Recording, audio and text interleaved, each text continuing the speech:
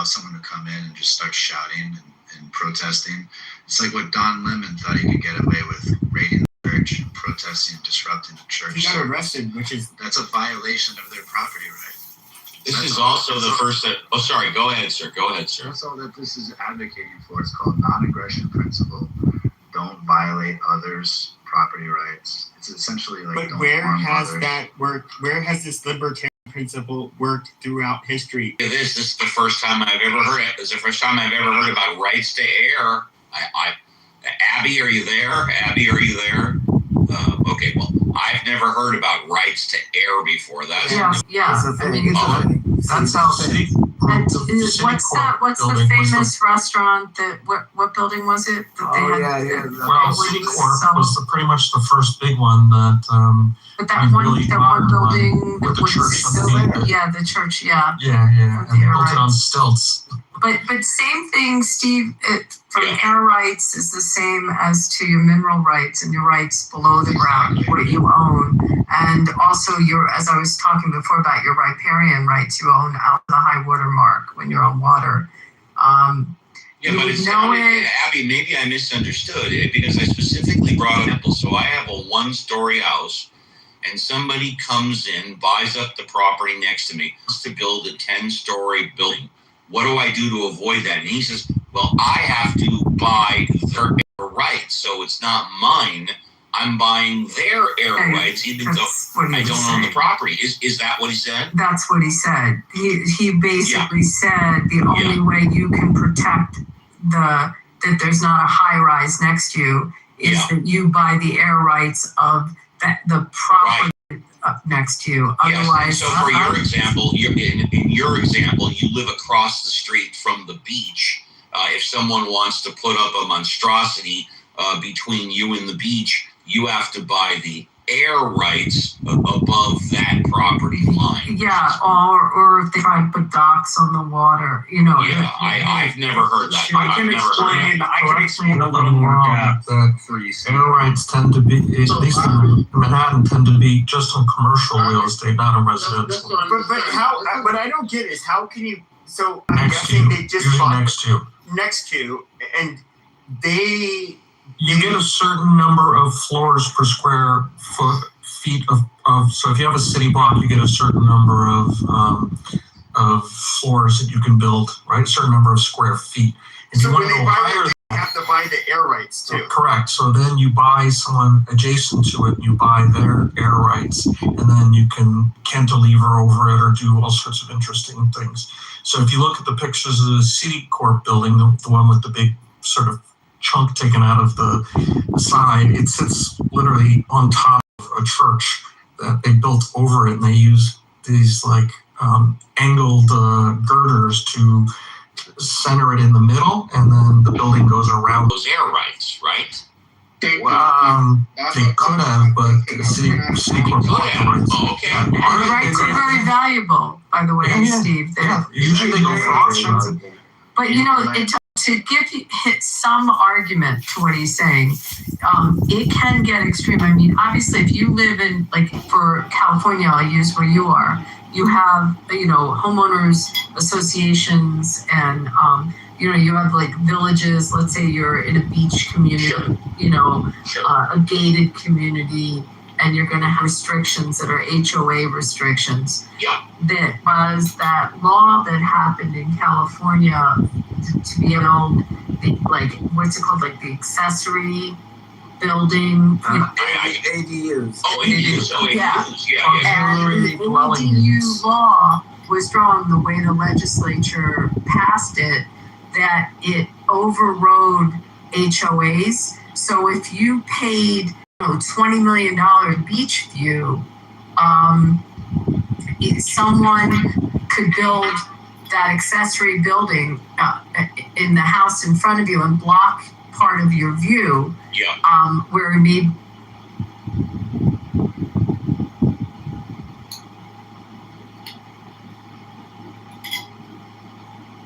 this system to work faster. That is what I want. And the companies that, want to hire illegal immigrants and all this other kind of stuff, people say, well, then instead of taking the immigrants and shipping them out. fuck with each other. We don't fuck around and down up over here. And we don't play. Nigga, We don't they play that. killing each other in Atlanta No. like Iraq. No, yeah. You okay? Yeah, maybe y'all Chicago niggas came down here. Atlanta is doing the same thing. Bro, that's right. Niggas in the same gangs is killing each other. Are you Yeah, but cool? they ain't no gangs down here, bro. Yeah. Look, now there's no gangs in Atlanta. Wait, Nathan, you said gangs, gang? I was gonna say, man, I'm surprised that Atlanta still has sports teams. You're not even from this. Do you see what happened? He's talking about a light strip, though. Keep it culture. Maybe I'll do Muta. Rabbi converted to Islam. He's a Christian Muslim. Never. I never did the Shahada. Never. Oh, my goodness. Princessia, how you been? I'm alright. I'm getting banned on TikTok. It's weird. 40 months out. What did you do? Where people are conspiring against you? Who's Bruno? No, I don't know. I don't know what happened on my TikTok. It's being weird, and now I can't even go live. It says I'm live.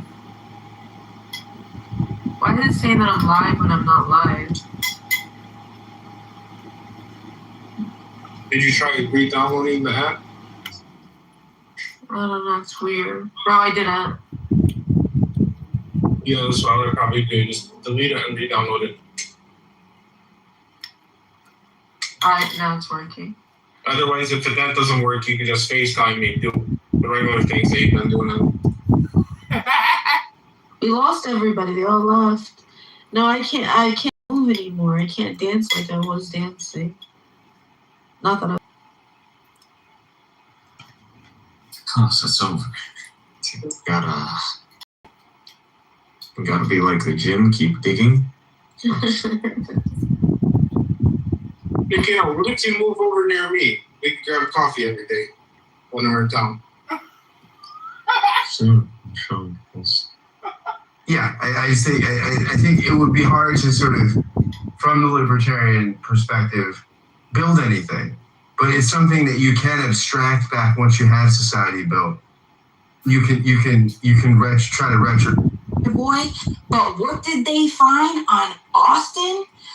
He had homicidal, racist remark. He went away to juvie for a year, bro. He had to go for the year prior, he had to go for multiple anger management sessions. 5. He's been arrested for he fucking assaulted a girl to the point of hospitalizing her.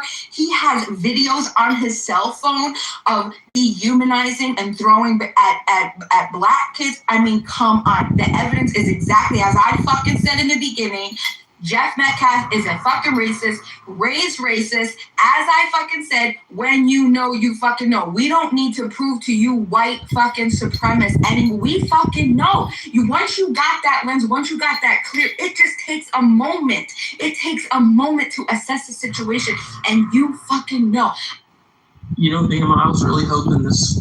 I thought you would come to your senses now this new information has come to light about how, Austin or Carmelo was a thug looking for danger, looking for trouble, bloodthirsty with his knife, and now you're doubling down, tripling down. This is unbelievable. It's even worse than that, because before I was like, shame on you. We can't say Austin was a racist. I said we can't say. I don't think that's what changed, because before that I was looking at just what Austin and what Carmelo did at the time under the tent. I wasn't considering anything else.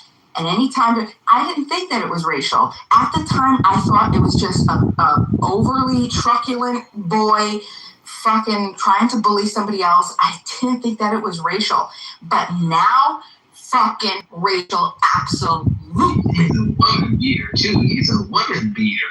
Like, what the hell did he do to that young woman like that to put her in a hospital, right? That was new. I never knew that. Thank you, Beema. Damn, that shit is crazy. In the juvie institution for a year? Wow. Wow, that is crazy. That's when it happened. The things he wrote was KKK, kill all black people. Wow. Okay. Oh, I didn't know about that. Wow. You know, it was crazy. Something disturbed me when it happened. I'm talking about the second day or whatever. When I heard his father reaction to it, it was like he wasn't shocked. Like he was not like he felt like his son did something wrong, and he ended up dying because he was attacking somebody. That's what I felt from the Metcalf father when it happened. So now I understand why. Because how the hell you? This shit is crazy to me. Man, thank you, Bima, for real. Thank you for telling the truth.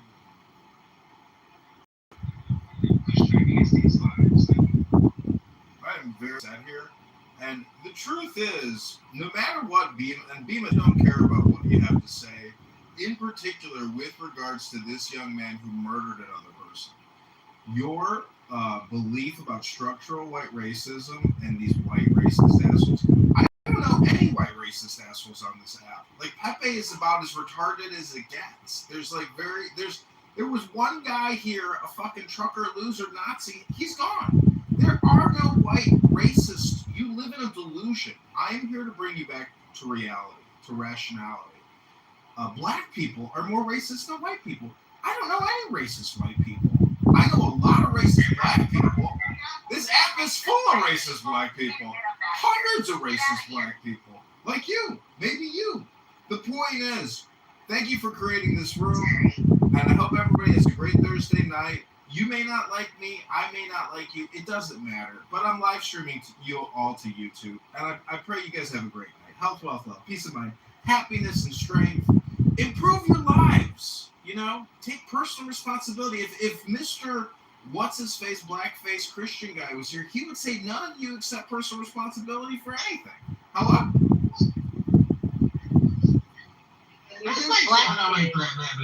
See, lying doesn't exist anymore.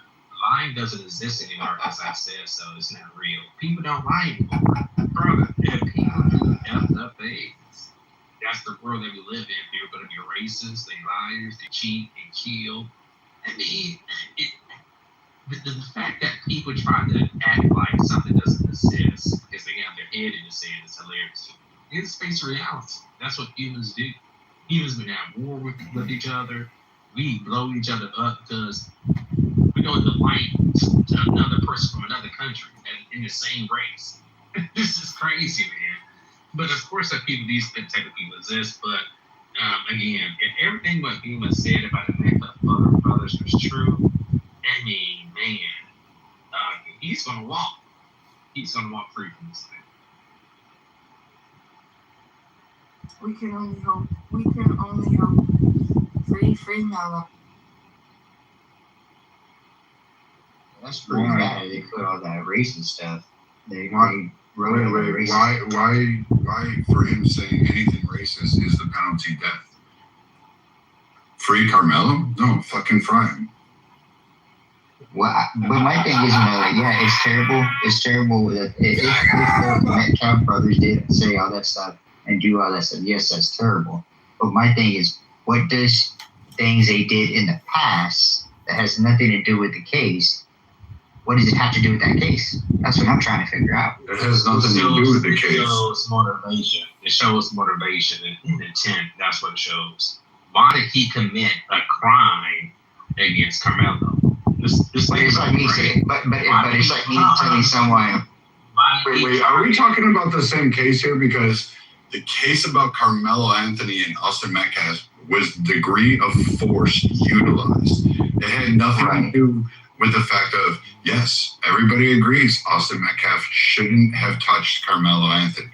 No doubt about it. But there is a proportion.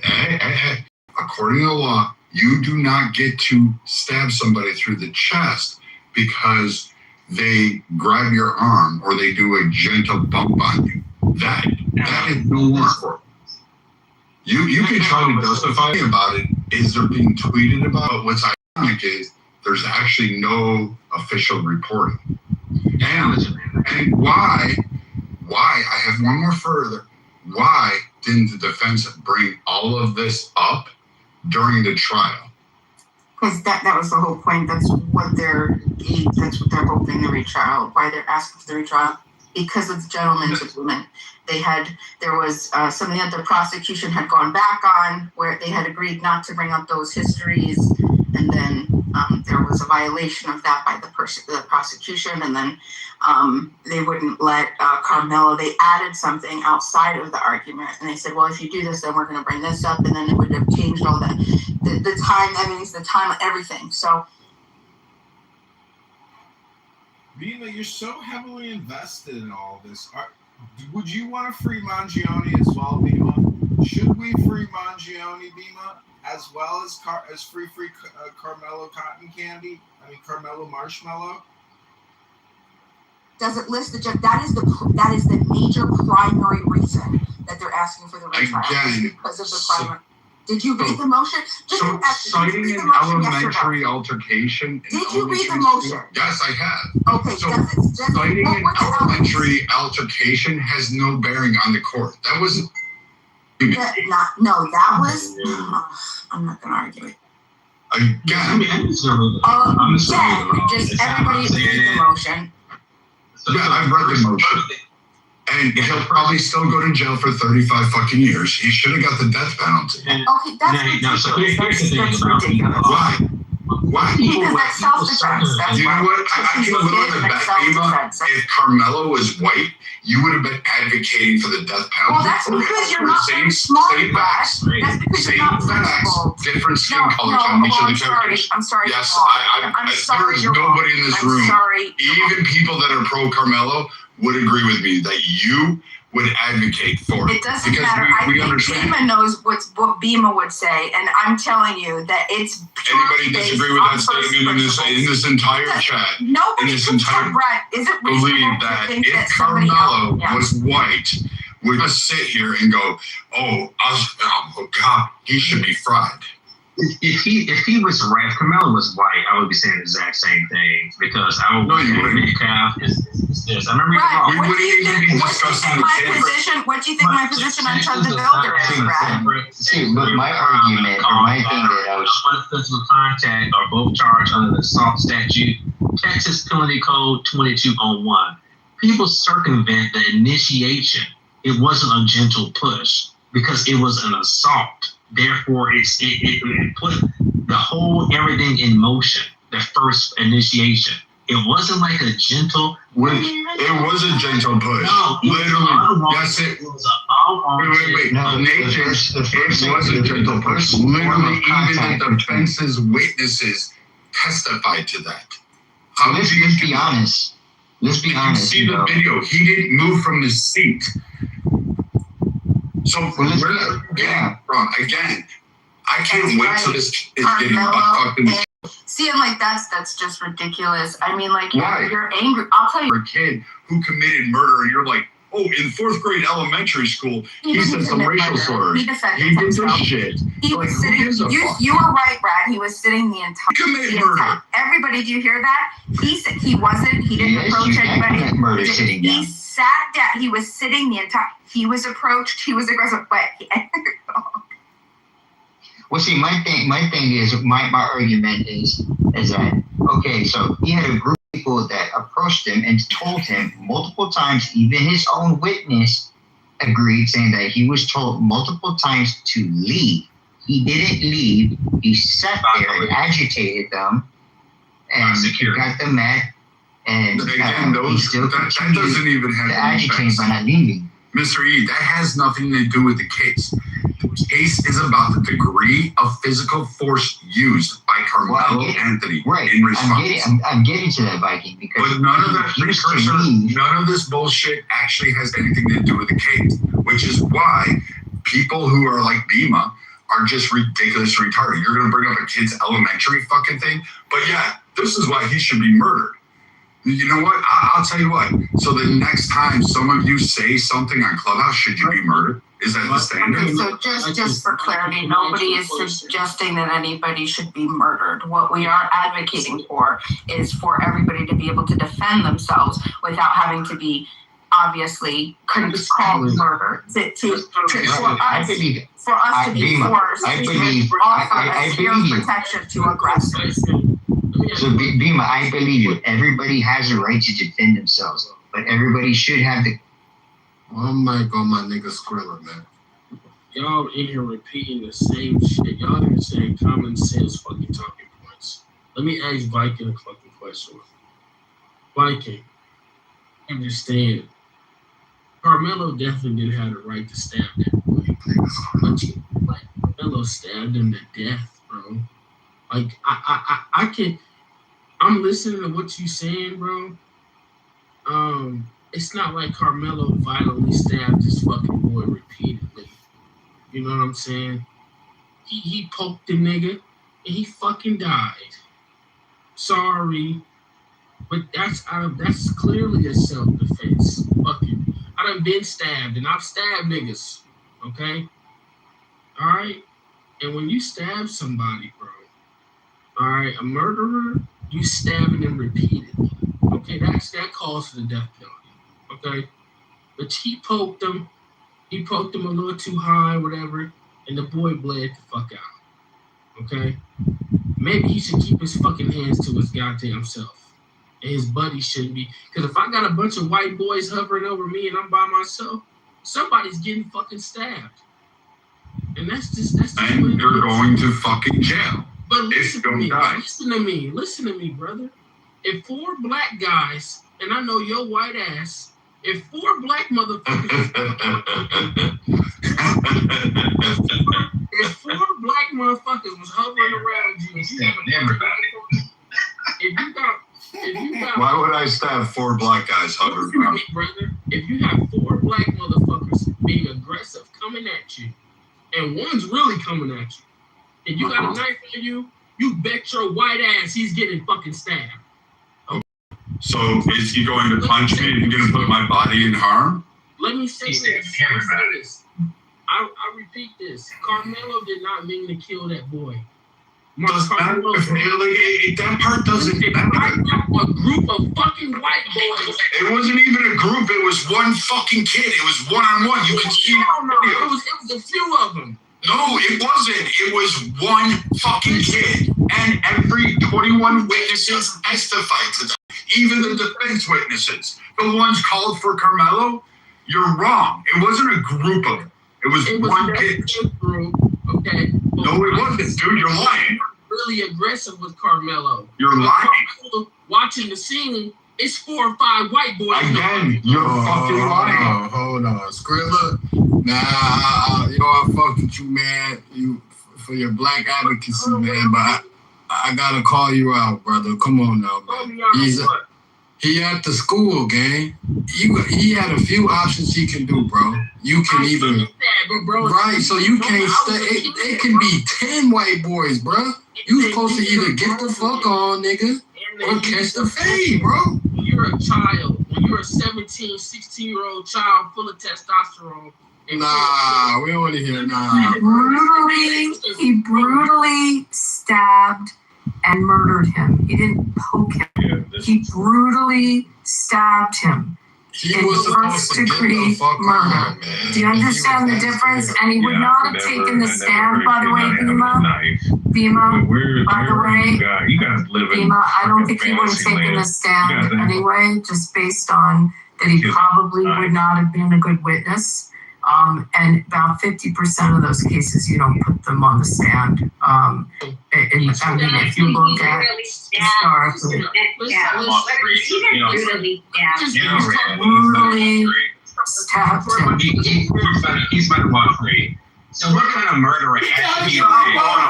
But he's not Hold on, I cut off Skrilla to make a statement. I'm gonna let Skrilla finish, man. But wrap it up, Skrilla. I'm about to finish it up because it's just a bunch of bullshit going on. Carmelo stabbed that boy 1 time in the chest and stabbed in the fucking face. At 7 years old, somebody stabbed him on the face. Okay? And what happened to them? They no longer with us. So, moral of the story is... Wait. Who put him down? Listen, listen to me. That's not important. But when I got stabbed, okay. I think shot context does matter though, Skrilla. Was it in the streets? Was it at school? No, it was by a family member. It was a family member. And who took the family member out? So, bro, anyways. It does matter. When I got stabbed, bro, daddy was trying to harm me. Okay? He's a piece of shit. What do you want me to say? If I'd have been there, I'd have killed him for you. Stabbed in the chest. That's a self-defense stab. That's not a self-defense from a single position. It's a murder. It's murder. It's a first-degree murder. It's murder. It's premeditated first-degree murder. Premeditated? Absolutely. I'm about to pull up a song for you, Skrilla. Definitely not premeditated. It's premeditated. Black, do you understand how premeditation works? Yeah, I don't need to have Texas, that is premeditated. One second. I don't understand a story to go kill that guy. You don't understand premeditation. It's not a story. You're planning the story. The degree of force and the use of the weapon is premeditation. Premeditation. And he brought the weapon. First-degree murder. It's murder. Under Texas law, and Rayaba, you're an idiot, and nobody's listening to you. But I'm gonna fucking stab you out. Then your ass is getting butt fucked in the shower. You belong in groups or fucking whatever. You can become Caitlyn Jenner in the fucking showers, and you can be all the time with. No, it does not. Sitting in jail. Kids stabbing kids doesn't happen. From all fucking age. You are fucking retarded, dude. Like, no, I'm retarded. I've never heard of kids stabbing kids. Yeah, that's such bullshit, dude. Bring knives to school. I don't know what. It doesn't matter if they bring them to school.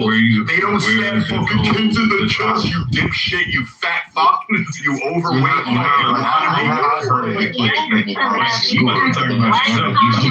Names like that. Why? This is Rayama. This is this motherfucker who cries all the fucking time. Brad thinks I'll ping Jazzy in here and Shy, and you can listen to them go off on him and see how he really is. And they're not going to do anything. They're going to sit up here. They want to argue. No, this guy just doesn't shut up and say dumb shit. Thank you. Motherfucker, believe it.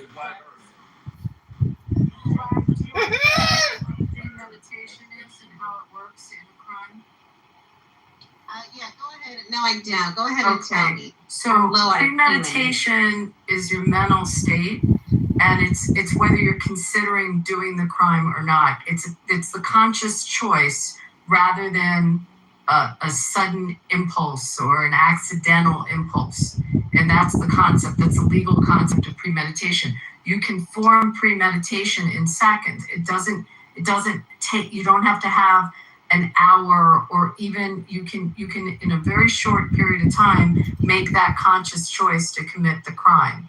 And that's why he was convicted of first-degree murder. It's not an act of passion, which sometimes would mitigate the murder if you caught your spouse in bed with someone, which is. Can I finish without this idiot? Let Abby finish. Black, do you understand what I'm saying? You can look this up, but when you study the how crimes work and your mens rea to commit the crime, and you look at the levels of what your thought process is, that's where you rank a murder. So when it would be an act of passion would be when it's an impulse, and that's a different type of murder. He was not convicted of that, and his conscious choice was to commit the crime at the time. That's how it's viewed. And by all means, go Google or read it or look at Black's Law Dictionary. I don't mean Black as your name, but that's the name of the law dictionary that will define it. That is standard that we use. But that's why I said it's pretty. I have one question. First of all, welcome everybody. Make sure that you give Matt Cool a follow. Thank you, Matt Cool and Beaver. Okay, excellent, wonderful. Infinite, we have Mr. E. Make sure you turn in your pink tickets. Do you guys want to go around the room and then give a quick, like 1-2 minute? No. What exactly is the information? I got something to say after Bina. Okay, so Abby, I just have a question before we continue. When we're talking about the mens rea, and we're talking about murder, we're talking about intent, we're talking about premeditation, specifically, what is the element?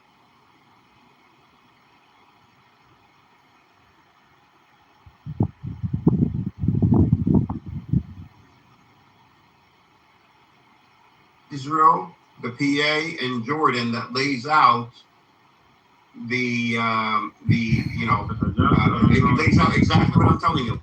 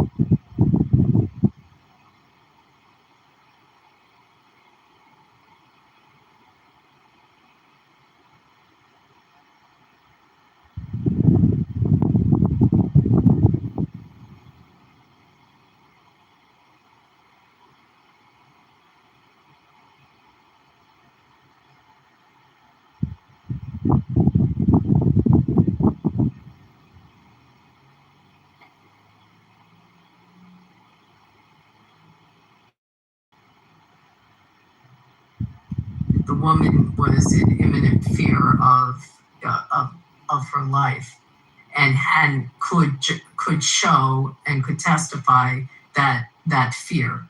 And that's always going to be a fact-based analysis that a jury is going to do, and they're going to hear the fact pattern and also, where that occurred, what state it occurred, and what the law is in that state. But in this scenario, you can form the mens rea in seconds. You just have to make it's that choice that you're making, that you reflect on that choice, again, even if it's briefly, to make the choice to commit the crime and to have the mental and the mens rea to commit it. So it's always going to be nuanced to the facts of any particular case, but in this one, it was definitely a disproportionate amount of force. And,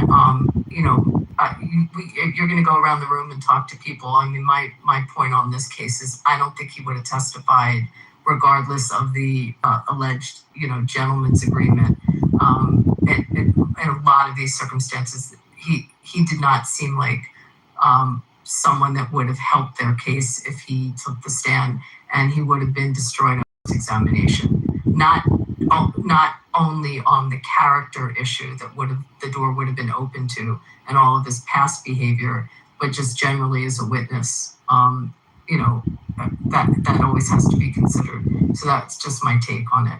So thank you, Abby, I appreciate it. So just to be clear, so you're saying that proportionality is what is going to differentiate whether somebody's defending themselves or they intend to actually want to murder somebody. No, so I said in this case, then the proportionality has to be looked at. But I believe the judge gave instructions on the self-defense. Don't think they still so make you see it. Continue, Abby, I apologize. I think the judge meant to the jury. I thought that he did. I have to read it again. But I think that was something that was questioned whether he had to give that instruction or not, and I think he did. But again, it's even if it's in seconds that he made the conscious choice to commit the crime, and the amount of proportionality is what you look at in this one. Right. And so what I'm trying to figure out is if they decided that it was murder, they're saying that in that moment, in those split seconds, right before he decided to stab Austin Metcalf, he became intentional with, I want to stab him because I want him to die, versus I'm going to stab him to get away from him because he's attacking me. And what I'm trying to figure out to make clear is, in that moment, how do we, what evidence, And you're logging on to facts not in evidence, facts not presented. The case is out there. He was not attacked. He was approached. He was pushed. There were multiple different Was he in accounts fear of his life? of how he was being approached and pushed He was being brutally degraded. He was pushed Right. once, and he stabbed somebody. Sure. Well, you know what? Guess what? Somebody who just had shoulder surgery a couple months before and has Give the right. and has epilepsy. I'm not saying give the right. I'm saying how are you? Hold on. I'm not saying give the right. I'm saying It has nothing to do with the case. Hold on.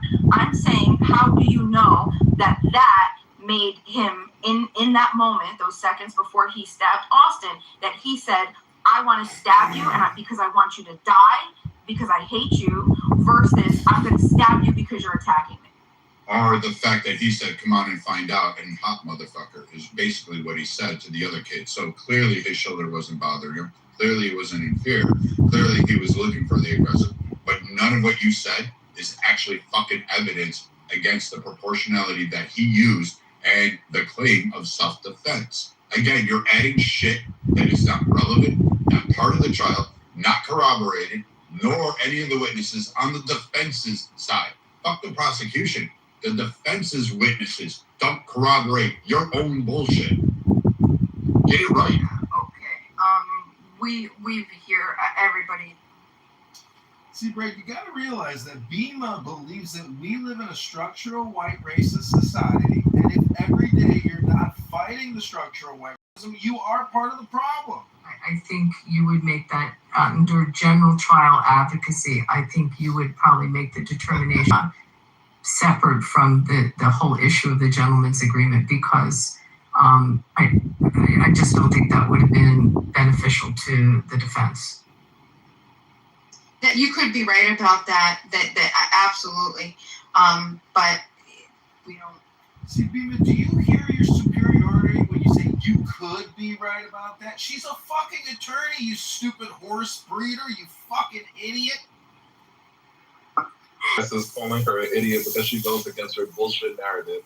This is calling her an idiot because she goes against her bullshit narrative. Fuck all of you for that.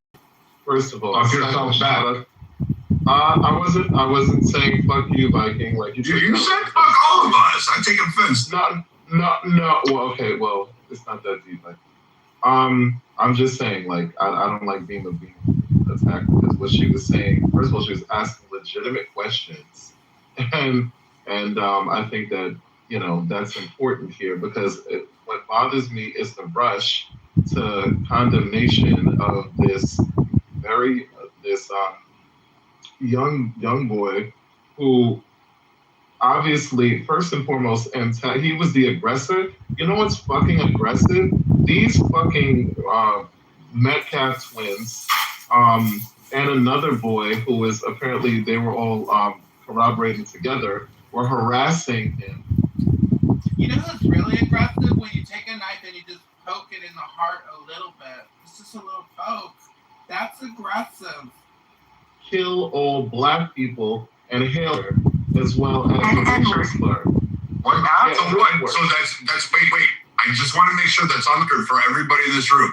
So if you say remarks such as that, like, hey, fuck Jews, fuck Israel, the Jews have a right to go kill you in the street, right? We're agreeing with that today, right? No, we're all about that shit, right? Because I'll go hunting today.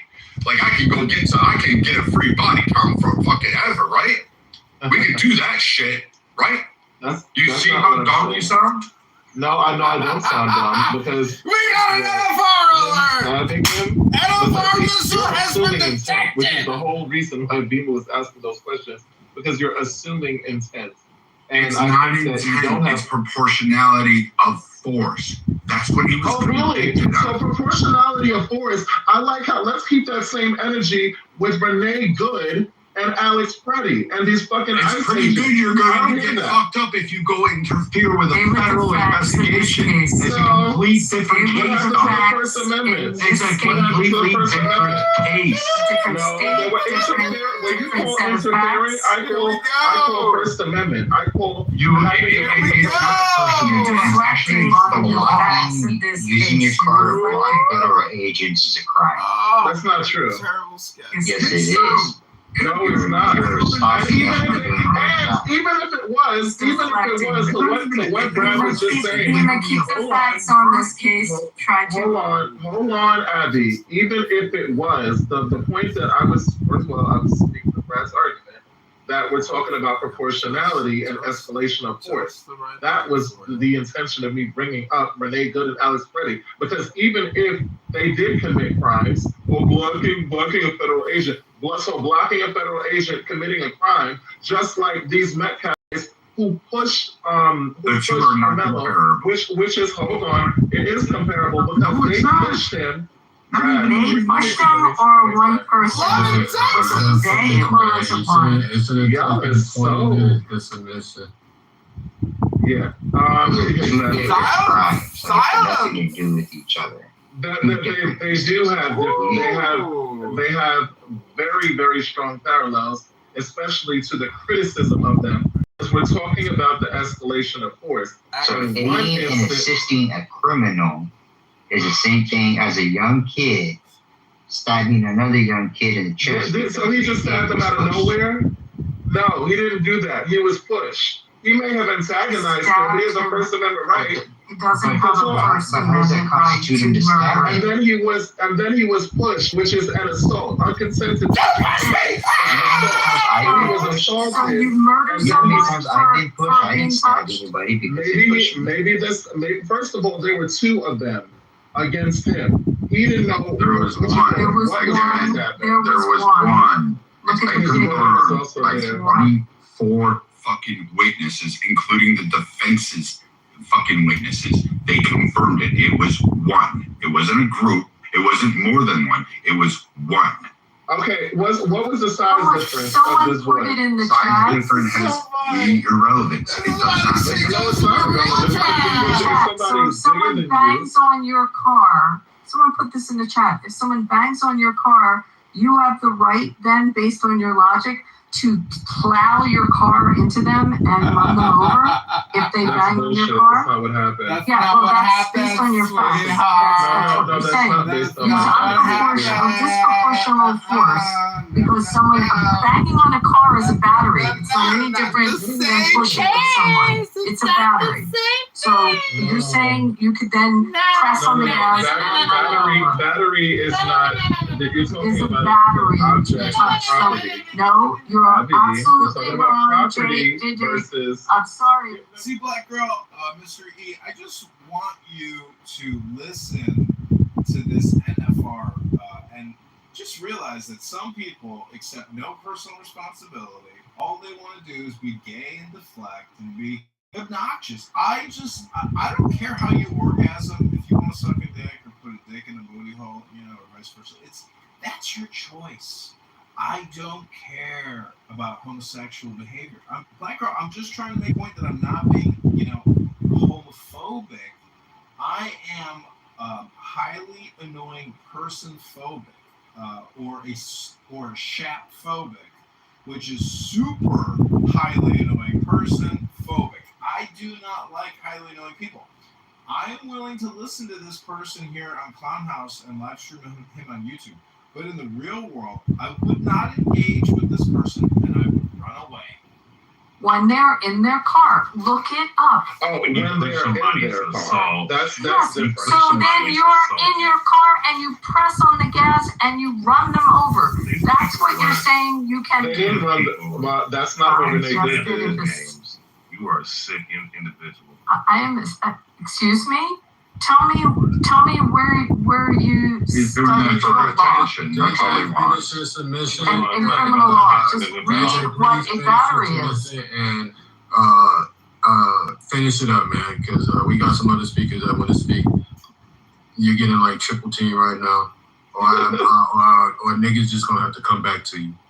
Yeah, no, it's all good. I basically the whole thing is that we got to keep the same energy in terms of excessive force. If you're gonna say that somebody can, I love that energy, girl. You bring such great energy, girl. He was convicted of excessive force. I love that energy, girl. You. I hope you bring that energy when we go out on our first date, girl. no, he was first and foremost he was attacked. Okay, he was pushed. He was physically violated and assaulted. You have no idea. Clearly, there was an issue with these people, so you have no idea what kind of threats were said to him. First of all, do I feel like he should have used We the actually knife? do. We are aware of what was stated because we had 25 fucking witnesses. 25 witnesses that could be biased. That doesn't mean change. We don't know what was said before that. This is just One one of them thing. happened to You're be judging the on this other ones of the whole defense side happened to be biased. They seem to be advocating for the defense. So if they were the defense's witnesses, you can't say they were biased because the defense put them on the stand. Right, but what I'm saying, Brad, what I'm saying is you're bringing up the issue of what happened in that moment. What I'm saying is clearly there's a history well before this moment, and there could have been several things that were said to this boy that would make him feel like this encounter, he was fearful enough where he felt like he needed to protect himself. He might have been talking shit because you know how boys do it, guys do it, whatever. Okay, I can't listen anymore. I've had my limitations, my reservoir of listening to that person has reached its limits. Mr. E, welcome to the Carmelo house. Thank you. How are you doing? I've been better. I hear But I want you to listen to a new song. I apologize, Mr. E. Quickly, go ahead and say what you want to say. I was gonna say I still don't get why people think that because someone pushed you, that constitutes your issue. The right just to have someone just come and push you.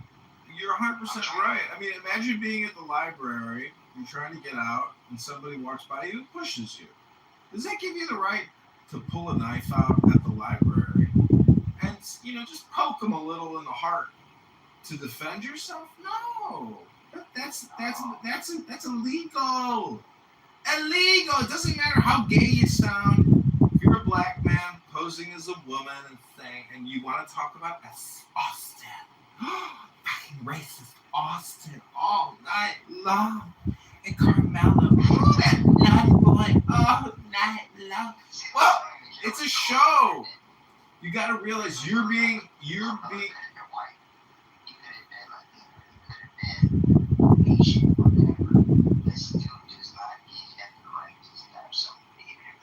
See, that's what I'm saying. It's a show of ridiculousness, and so that's why it's kind of intoxicating because it's so ludicrous, it's so outrageous that it is kind of what content is in a way.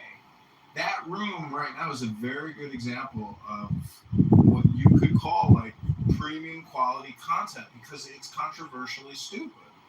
It's so controversial, it's stupid. And it's so stupid, it's controversial. It's so stupid, it's entertaining. And nobody's got anything better to do at 11 o'clock on a Thursday night unless you're out with a beautiful woman. What I'm trying to tell you right now, Mr. E, is I'm going to play a song. Yeah, they like race rooms. There's nobody reading a book in that room. That's what I'm saying. It's like, it's your choice on how you want to spend your life. I want to educate myself. I like music. I'm about to play you a new song I created. I hope you like it. Hello?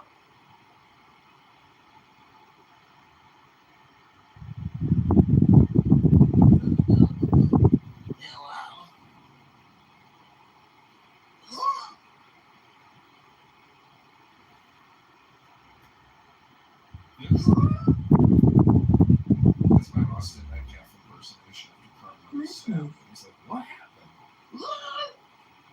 What did you just do to me? You stabbed me in the heart. How could you? All I wanted to do was push you. I didn't want to die. So that's the thing nobody talks about is Austin Metcalf's strategy for survival.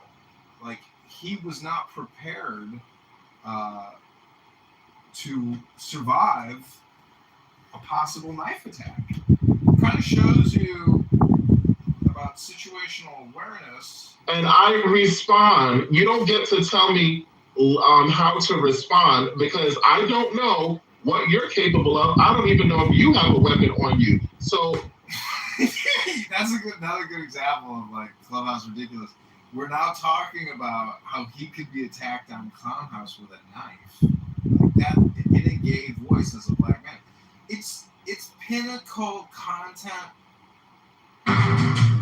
Siamo tu, vitae.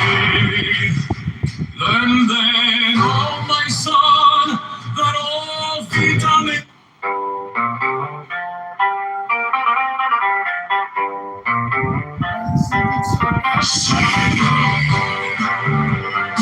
If you're dedicated to that funky, psychedelic, bloodthirsty Carmelo Anthony, whose girlfriend called the police on him for stalking and he wanted to drink blood, he got what he was looking for. I give you the Carmelo Anthony Austin Metcalf Band! The difference of two equalities, or, and thou wilt, is the divorce of nuit and nadit. So therefore, every marriage dissolveth a more material, and createth a less material comforts. And this is our way of love, rising ever from ecstasy to ecstasy, so that all high violence, that is to say, all consciousness, is the spiritual orgasm of a passion between two roles opposite. Thus light and heat recedes from their layers of hydrogen and oxygen. Love from the planet woman, the other ecstasy from the ego and the non-ego.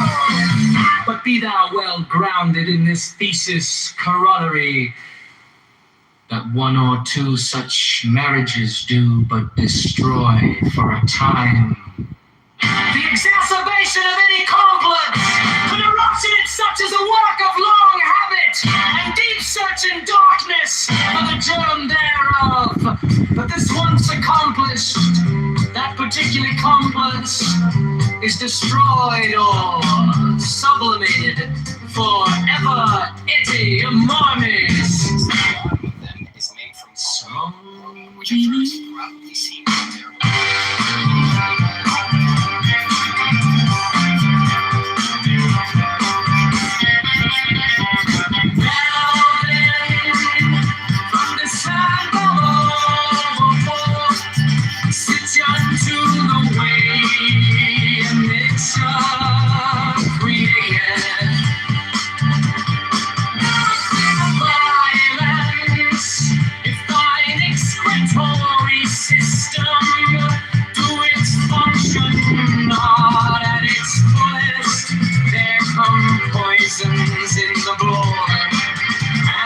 consciousness is modified by the conflicts or marriages between the elements, heterogeneous thoughts.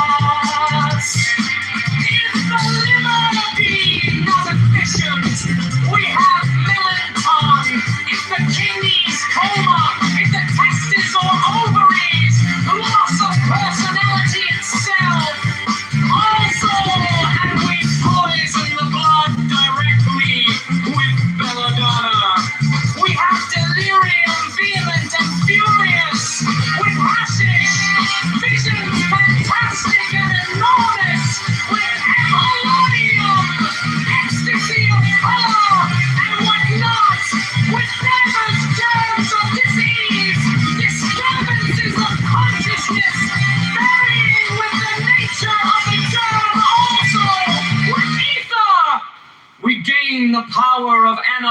raising the consciousness into its planes, and even of discovery, a hidden will and judgment upon any question.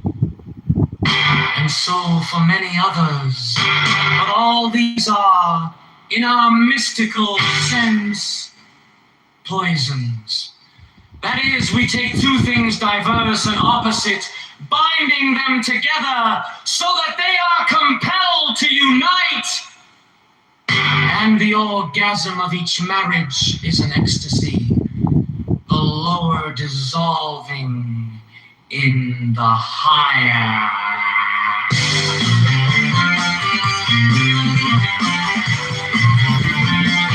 These are no.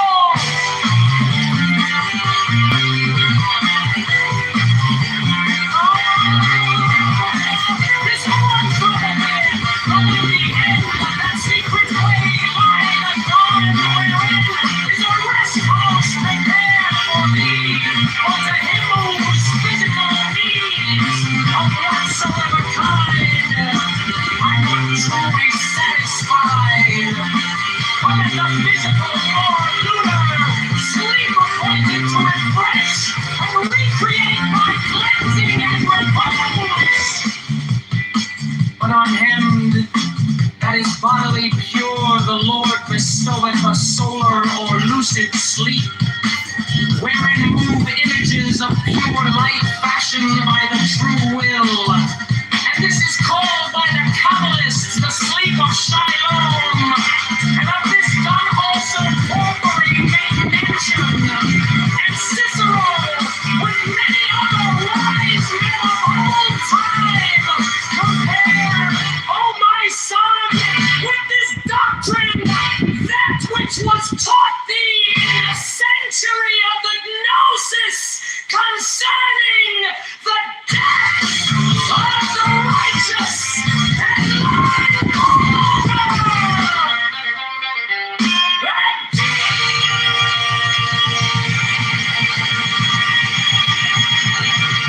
these are but particular cases with the universal formula.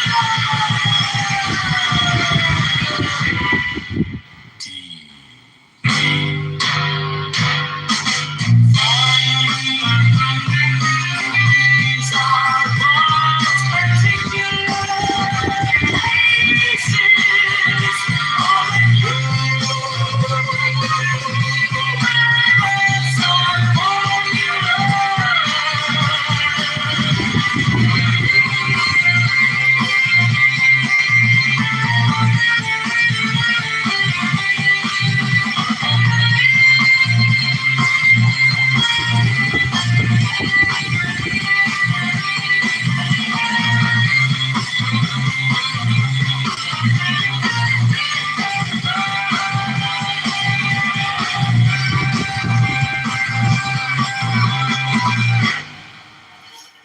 my son.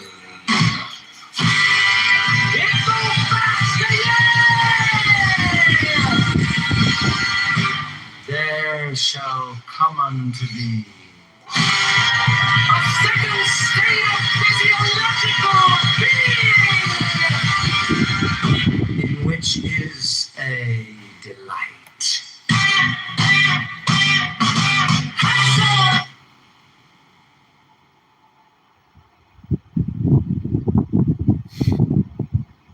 Those private schools, every fucking kid that I had was small. Not every single one, but there was always some that I kept eyes around the simple fact of someone being bigger and having the equalizer. You understand? So when it comes to this situation, when someone puts their hands on you, which parents should tell their kids not to do, they put their hands on you. That's physical assault.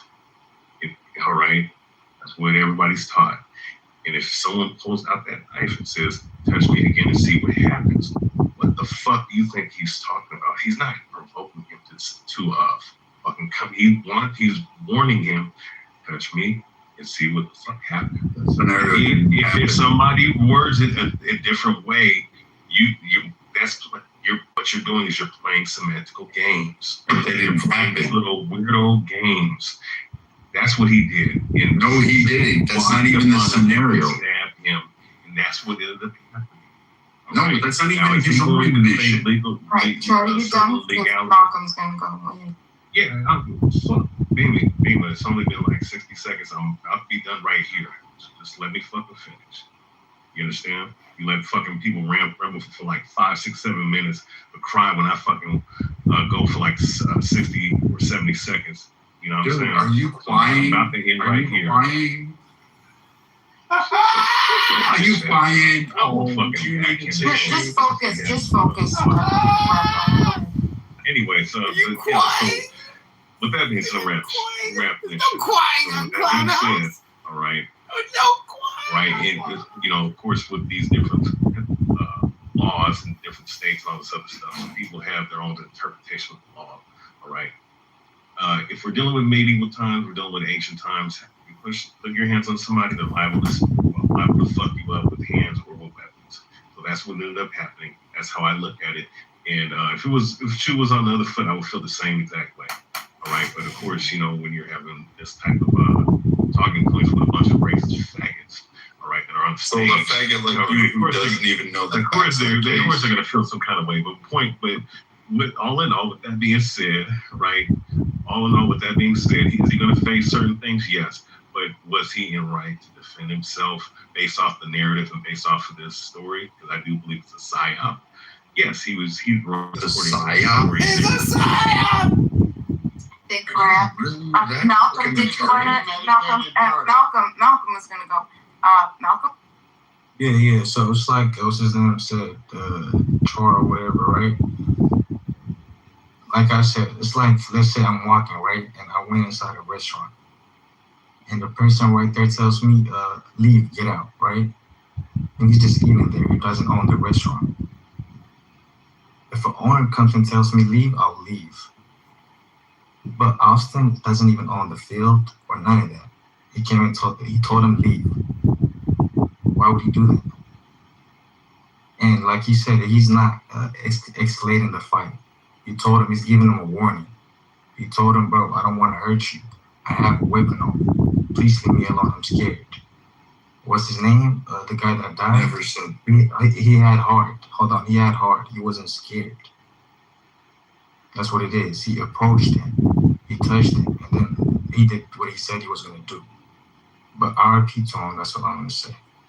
Do you guys just like make up shit without actually reading the facts? Yes, they love to make up shit. Love it. Like, I mean, none of what the comedian has said is actually anything relatable to the story.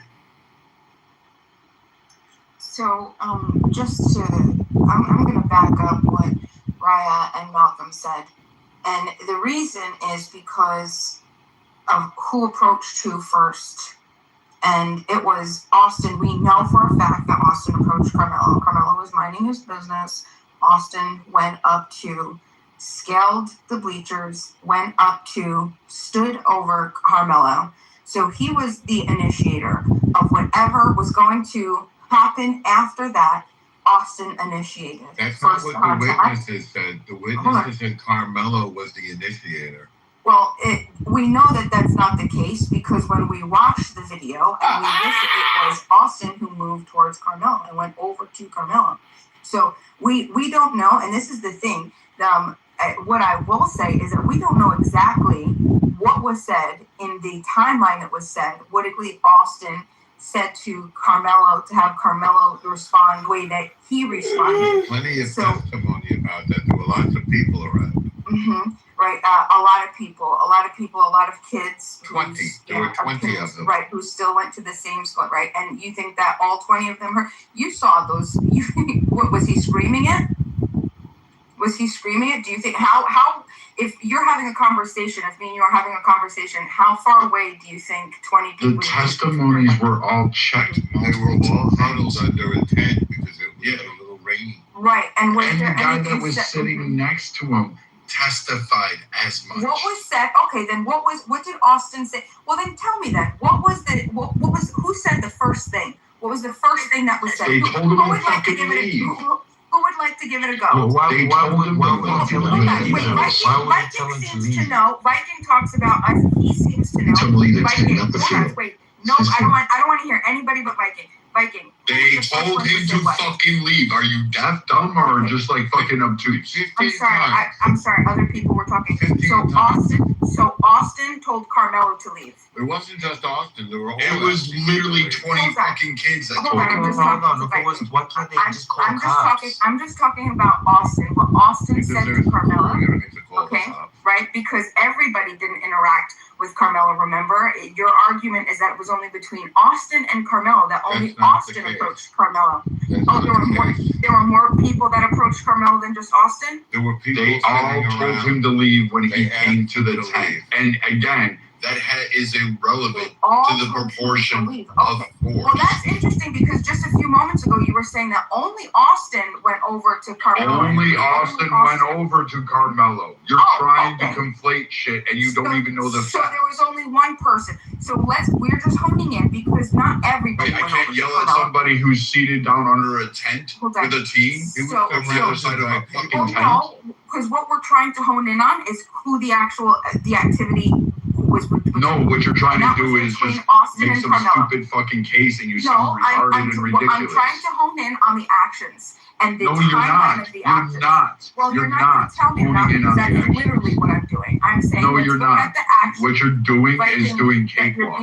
You're being obnoxious. No, I'm not. You're saying shit that isn't remotely true. You haven't read the facts. I'm asking questions. How am I saying things that are not asking you to tell me and you're not answering? Why aren't you answering? The easy way is look at the evidence. Look at the evidence that was introduced in the court, Bima. I have been fucking answering you fucking bloated fucking whale. You fucking bullshit. Relax. Look at the evidence that was introduced in the court. When multiple people no one wants to fuck you in the ass. They think you want to get to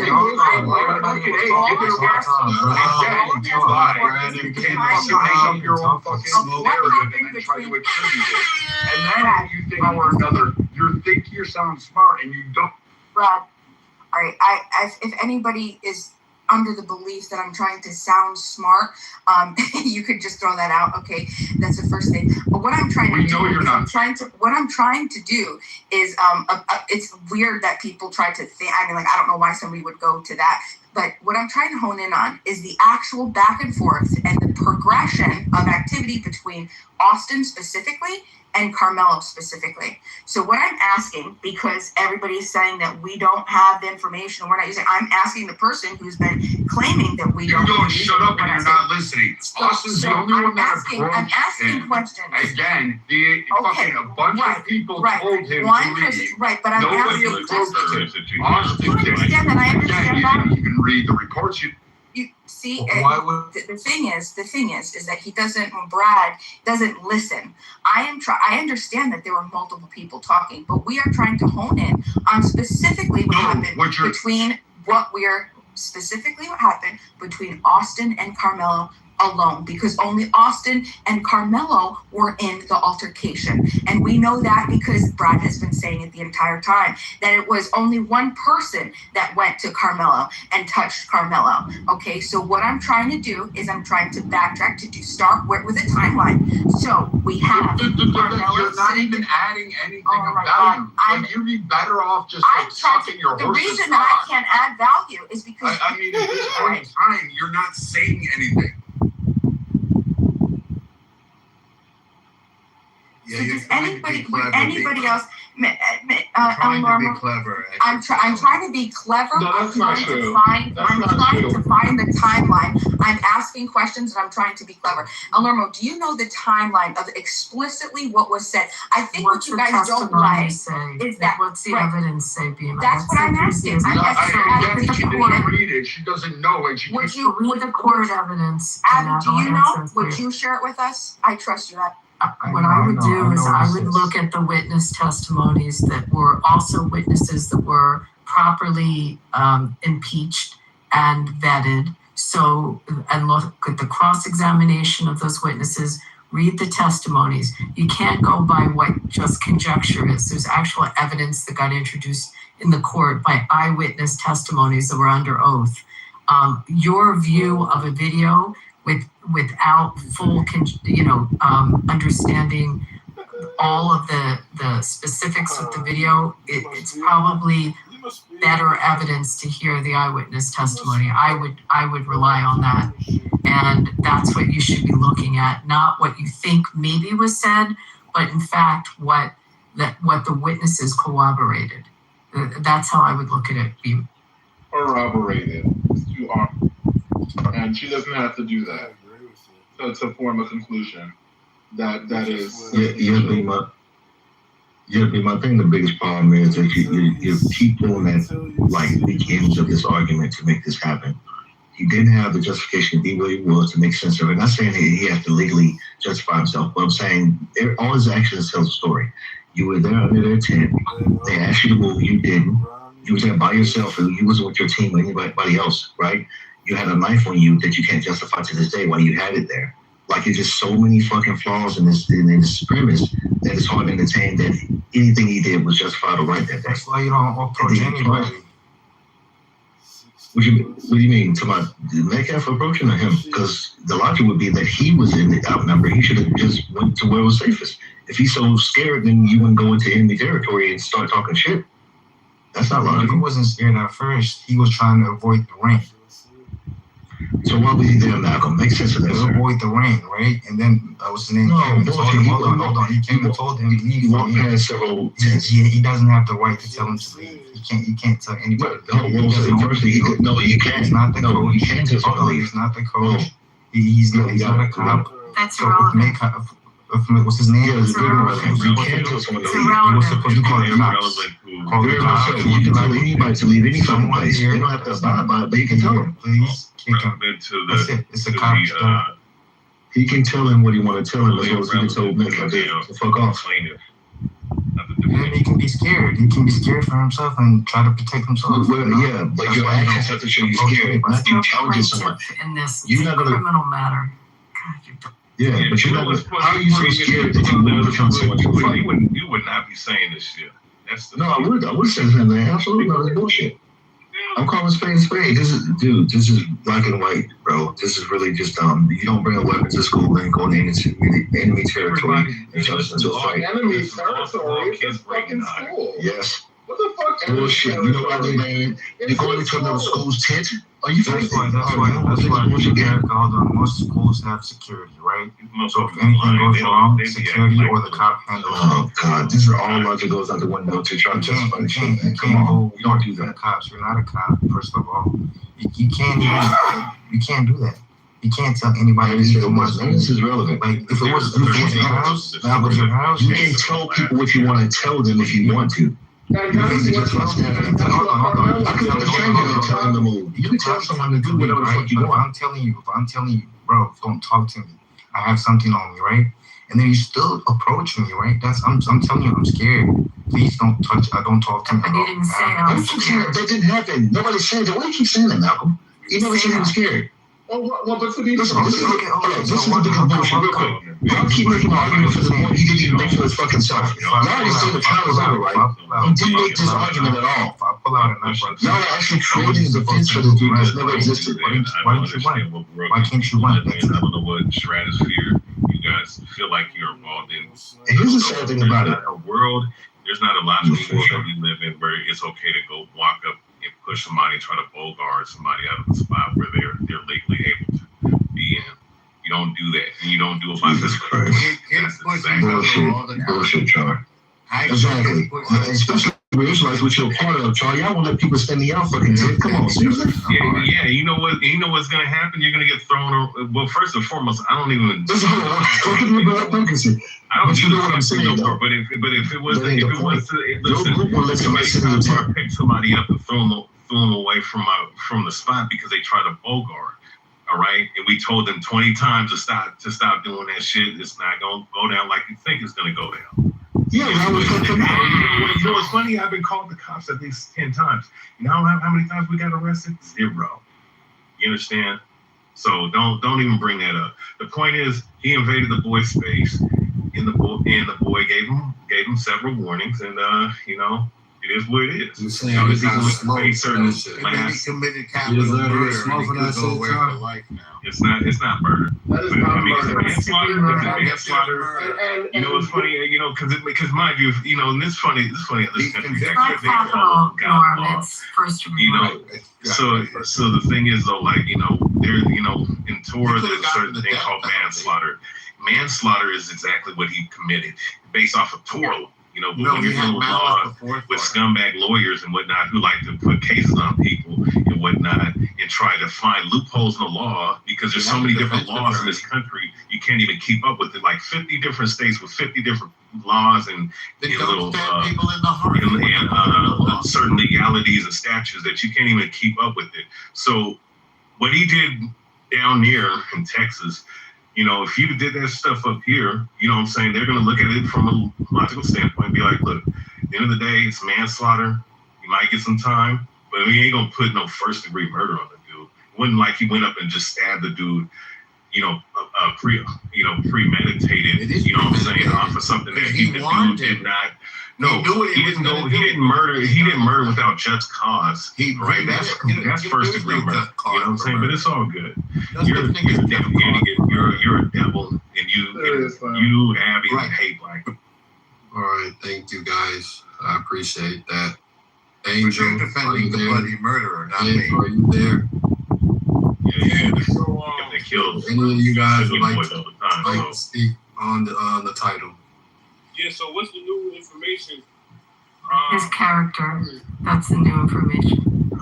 So what are they saying? There's character evidence which doesn't come into play unless you take the stand and you open the door to it. It was his girlfriend. The link's up top. The girlfriend he had stalked, and he had violent actions in the past. According to her.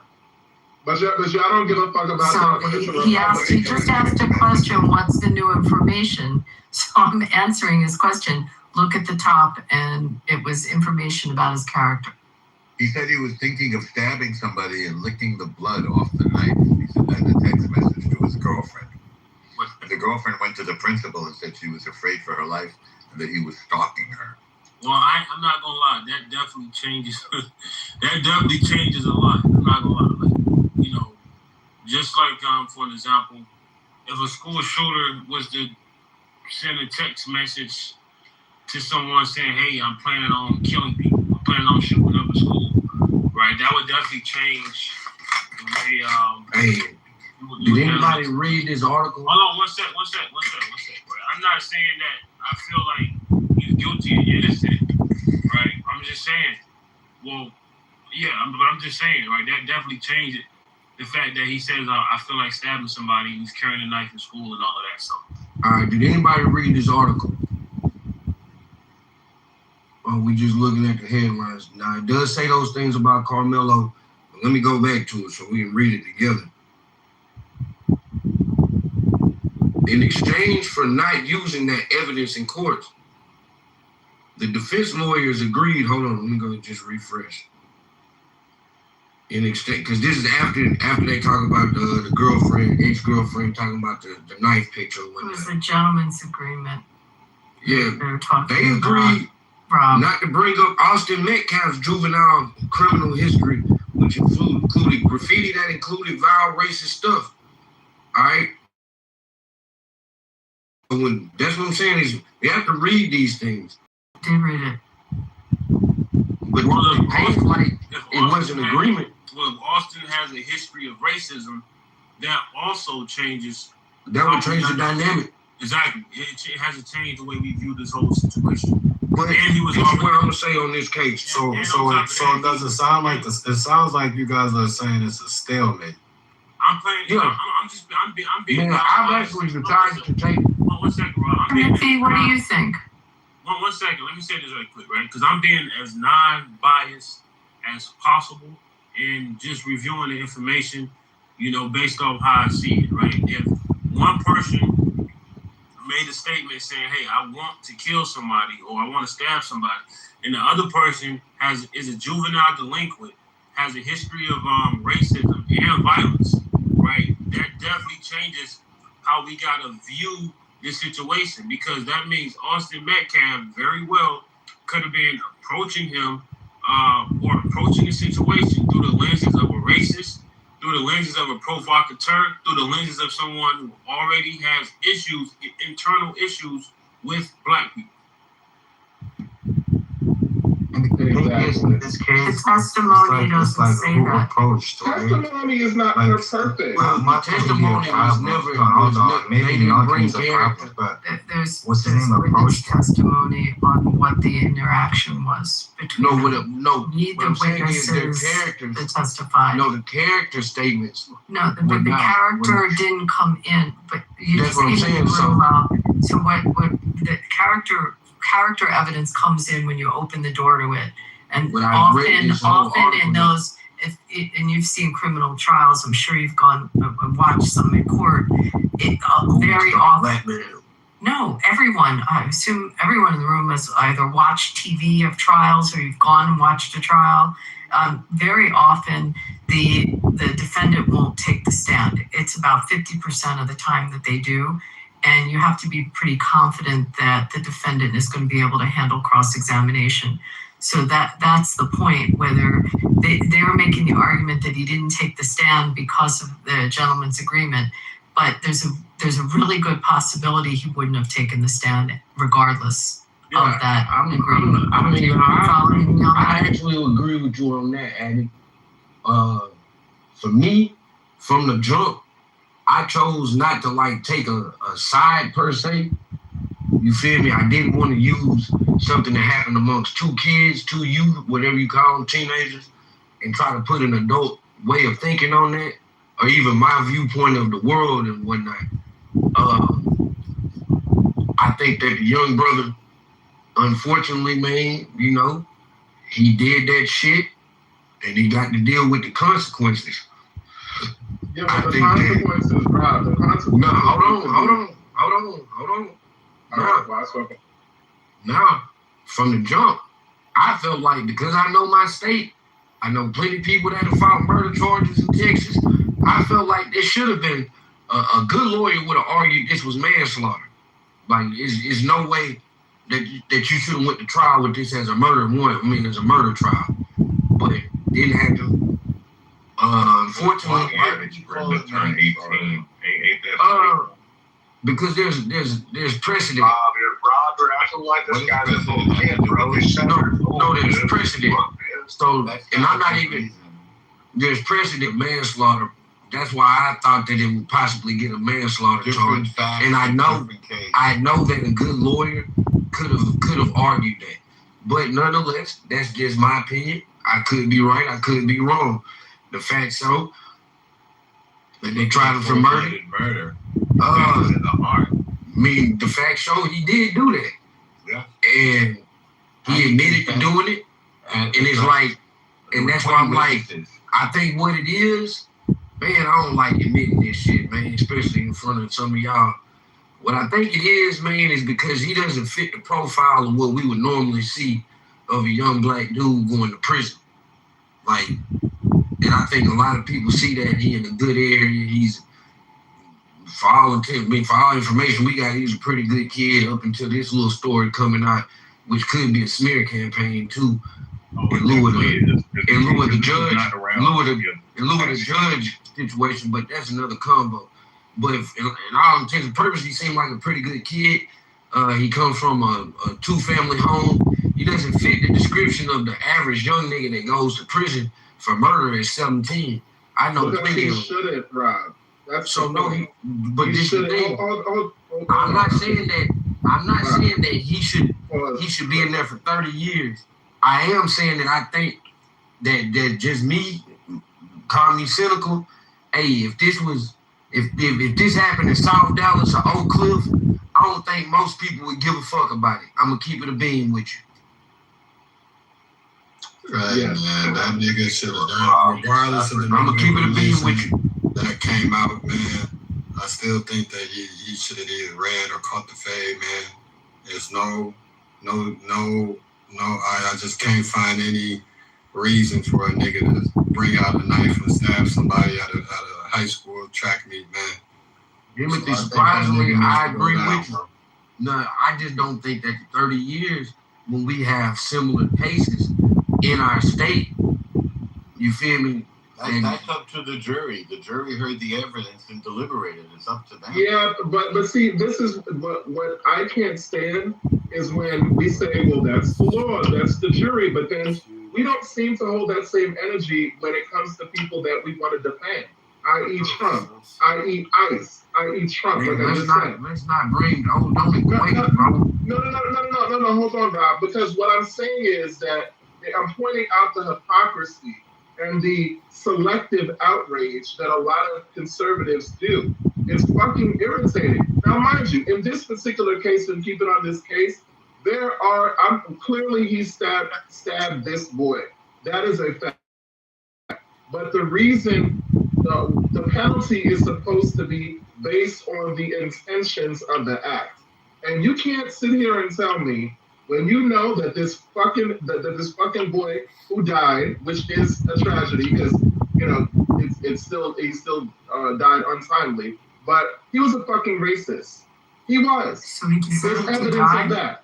So no, I'm not saying that you do. What I'm saying is that when you are a racist and then you physically assault a boy who is a subject of your irrational fear, because that's what racism is, and subjugation, irrationally, then it is very likely that you're doing that because of your racism and not based on the act of what's going on in the moment. Clearly, he had an agenda. So Carmelo told him, leave me alone. I got something here. Leave me alone. Don't touch me. You touch me, you're going to find out. And he still went and touched him. But you do understand that's why he actually didn't get the manslaughter charge. Had it just happened and he not said touch me and find out, he actually would have got the manslaughter charge. It's that particular language right there. It's that particular language that they were able to hang on that. So it's like this. This is all I'm saying. Hey, we got plenty of cases that we can go and look for where our young boys have been railroaded. Like plenty of them. Like I got some family members from North Texas. I could talk about some railroaded cases. You feel me? This might not be that situation. Now, do I think the trial was handled appropriately? That's another question. It seems to be some sketchy shit around the actual trial and getting things put together. But the facts of what happened, hey, we cannot, it's too easy for us as adults especially. And I'm talking about those that support Carmelo or those that believe Austin, whatever, that believe Austin had no wrong in this situation. We are adults. We see things from a different lens. And it's not right. And this is what's been done. This is a white boy that got killed by a young black dude. So this is like, this a martyr type situation on one side. And it shouldn't be. Because his life is no more special than any other boy in that school. But I'm telling you to get life. But I'm telling you this though. I'm telling you this though, Jay. That's too much. You got to be able to be honest about the world we in. You feel me? Like it's like trying to paint this like the young brother was completely railroaded isn't fair. You feel me? Like just like I can acknowledge that there may be some things about the trial, which is why the judge situation is coming out like it is. It's other specific. Now, how you saying he's not railroaded then? But you just sit there and said, hey. Well, the reason why I can't say he's railroaded is because he admitted to doing the shit and we know he did it. No. And I'm from this state. It doesn't matter where you're from. In 30 years, to be fair, they really could have threw 60, 70 at that nigga. How long do you think they'll serve, Rob, how long do you think he'll serve? You know there's some racist Texas, so 17 to 23 years. Hold on, let me get in the conversation. If he handle his business without no appeal type situation, maybe 15 on the low end, but he definitely doing at least half of that time. Listen, Rob, it doesn't matter where you're from. It doesn't matter. It does matter. No, hold on, let me get in the The laws work differently in different states, and that's why y'all have a problem with understanding. Look at Massachusetts right now. What's happening with the lady and Let me get into the how conversation. different the law is there. Please let me add to the conversation. Hey yo, shut the fuck up. Shut the fuck up. I'm talking. Shut the fuck up. Shut the fuck up. I'm trying to be nice. I'm talking. So what I'm trying to explain to you is, look, it doesn't matter where you're from. It doesn't matter. Oh, what force you is. No, none of that shit matters. At the end of the day, sit here and now we're not talking about what happened, right? I'm gonna tell you why we're not talking about what happened. What happened happened. Cool. At the same time, he deserves a fair trial. You sit there and said it yourself. Yeah, there's some things about the case that I don't think. No, that's a huge issue. That's life or death for Carmelo. What are you talking about? You can't just throw that under the rug because the fact that because what that means is he did get railroaded. What are we talking about? Right? What particularly in the trial do you think was problematic? Let me finish. And you're not talking to somebody who just an idiot and myself and unaware of the law. I teach firearms. I teach concealed carry in the state of North Carolina. I'm fully aware of gun laws. The point is, he was railroaded. The point is, you understand what I'm saying? He didn't get a 100% complete. Hold on 1 second. He did not get a completely honest and fair trial. And you just sat there and admitted it. No, I will agree that he didn't. It's specifics of the trial. When you hear about the things with the judge, when you hear about the fact that they didn't have a lot of character witnesses, there were no obviously the jury of peers thing. Although there were no black juries. You look at like they were diverse. No, I said there were non-whites. Right. There were no black jurors. Right. That's what I said. Right. They had an but there's some specifics. Like, there's some specifics of the trial that yes are questionable. Was not questionable. What's questionable? Norm, you just heard me say that shit. I wish I did. But unfortunately, you didn't catch it. It's not a fair trial. What I'm saying is, in a fair trial, I'm gonna be honest with you. In a fair trial, that's a manslaughter charge, and he's looking at 10 to 15 years as the mandatory, as the maximum. That's what I think would have been a fair trial. Rob, what was problematic to you? Rob, what specifically problematic in the trial to you? He was going to prison. He was going to prison one way or another. Need to be retried, bro. We sitting here acting like that boy wasn't a juvenile delinquent. We acting like he wasn't violent. We acting like he wasn't racist. We acting like this is not the state of Texas where it's racist. You mean Carmelo? We acting like it's not. We acting like it's yeah, not. Carmelo was racist. We acting like it's not a white county. We acting like it's not a white county. We acting like he's not in the system. So what wasn't Carmelo talking about stabbing a girl and then licking the blood off the knife? Imagine. Finally, we got one person to talk about the fucking article. One person. How well do you think it's going to turn out? I mean, you think it's going to go to 35 to 50 years? That's the point. I mean, he's even more his fucked. character didn't come up. When his character comes up, it's even worse. I mean, that's the point of it. But it's also, I don't see him handling a cross-examination. I mean, I don't see that. But something that you said, I'm trying to understand.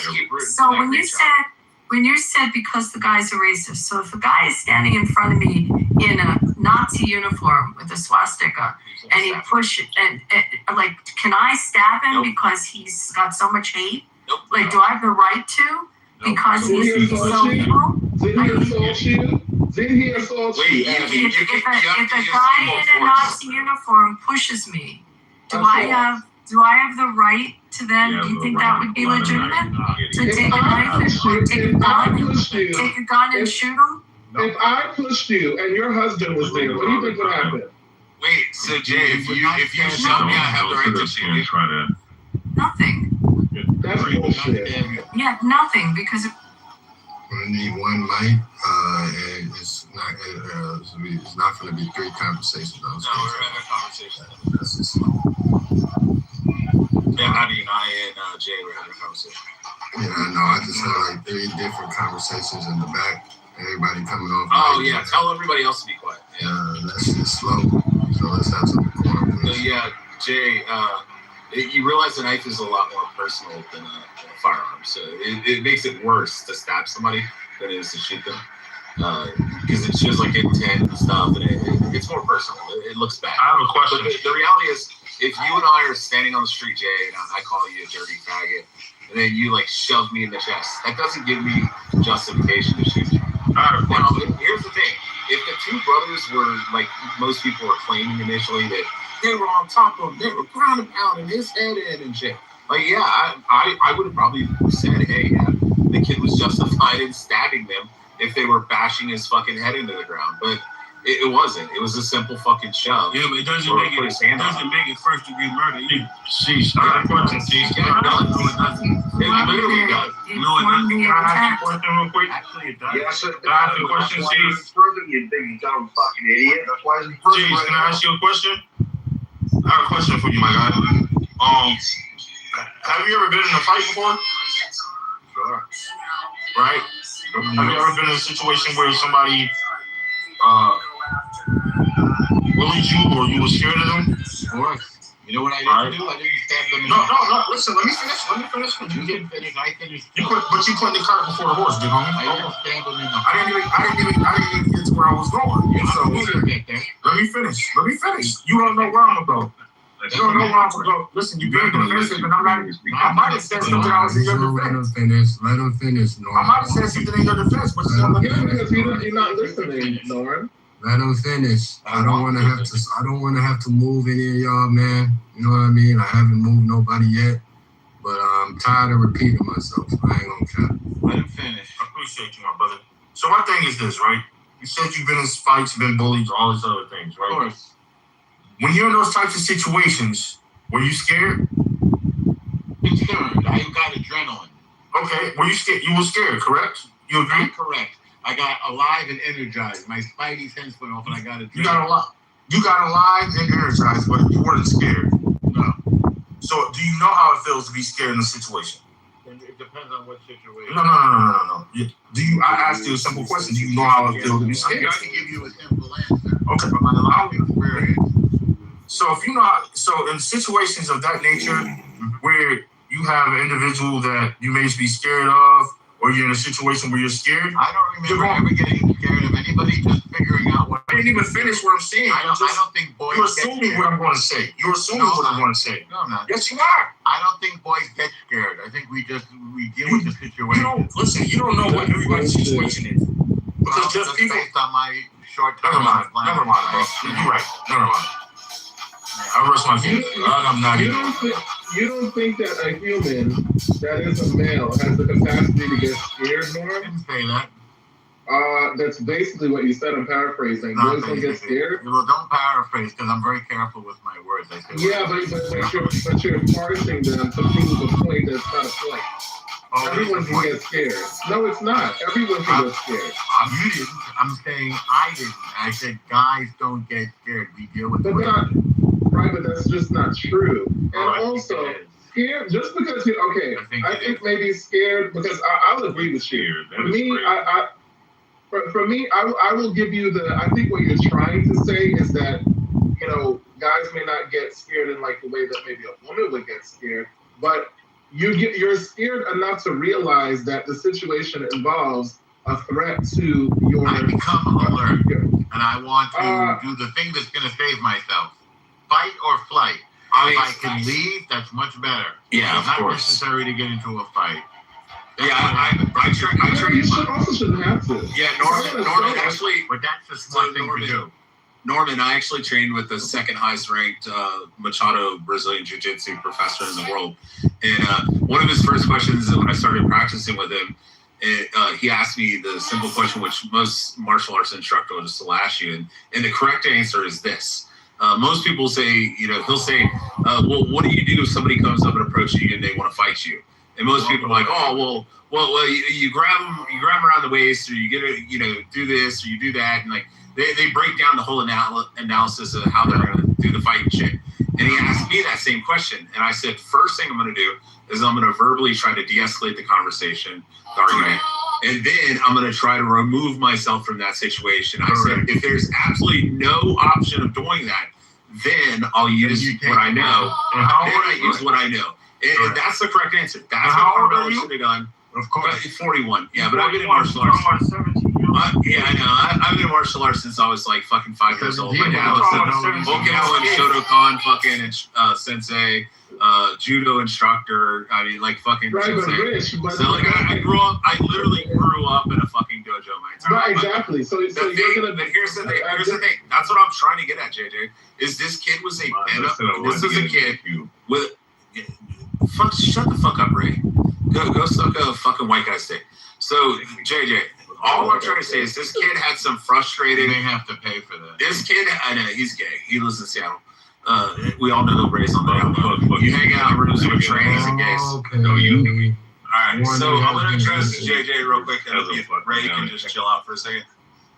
Anytime I talk with Ray's like Dr. Adams, he goes off my good things. So, Jay, all I'm trying to say is this kid's got some frustration, some pent-up fucking anger.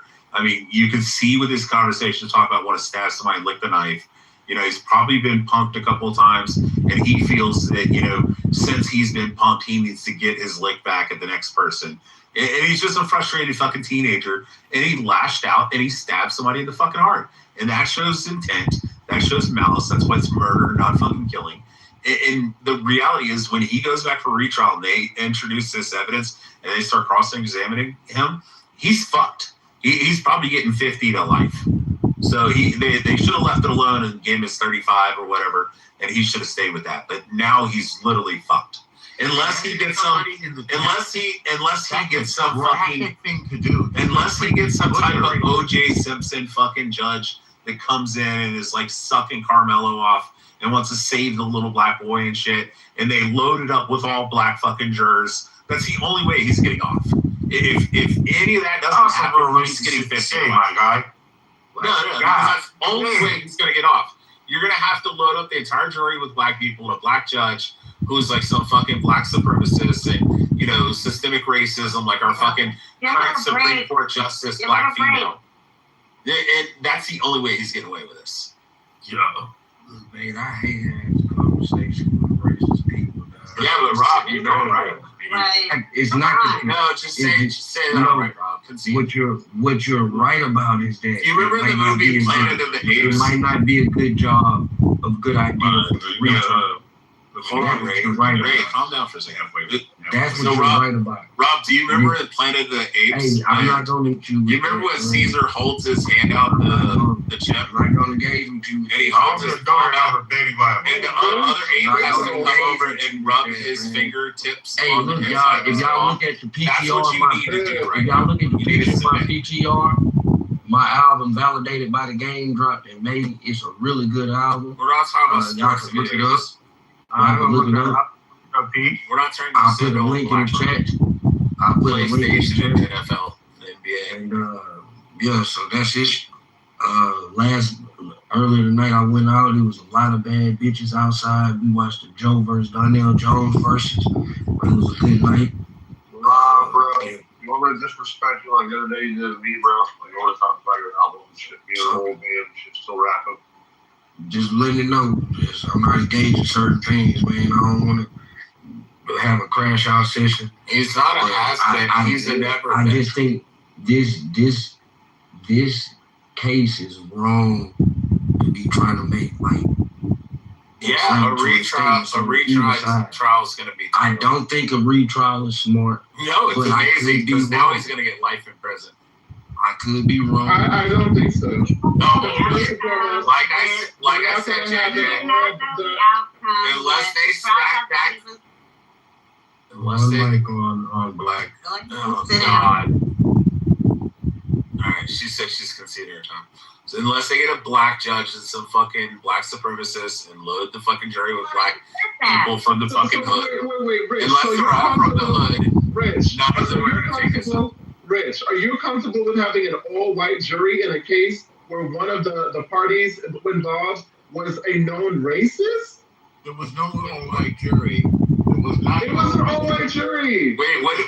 Where were the black people? Hold on, Jay. Black people. Jay, you asked. Hold on, Norman. Hold on, man. Why is it this case been out for so much now, and it seems like people don't know the facts of the case? Like, what's going on, guys? So I'm gonna ask Jay for not you clarification. specifically, JJ, but I'm just saying in general. Like, you're saying it was an all-white juror. He's saying it wasn't an all-white juror. There were no black people. Going on, man? There were no black people on the case. So Jay, you asked me. Jay, Norman, shut the fuck up. He asked me a question. Allow me, Rick. He wasn't just talking to you. No, I'm not gay. I'm not a fucking liberal like you. What, you came? I'm not from New York either. So y'all take that flirting shit to the DMs. We're not doing that on the stage. Go flirt in the DMs. Go in the audience, Norman. Go to the DMs. Leave me lose my train of. You have made the fuck out of me. He is gay. Why are you gay? He's gay as Uma is a ladyboy. Why are you gay? I'm not that. Booga booga. Uma, how do you feel about the title? What do you think about the new news that came out? If you've been paying attention to it, man, give us your opinion. Why is I death say not on? Uma, not Why? Mao, but you can go after. I just want to know why death is not on here. Booga booga. Let Uma speak. I want to hear from Uma. I'm shocked that would be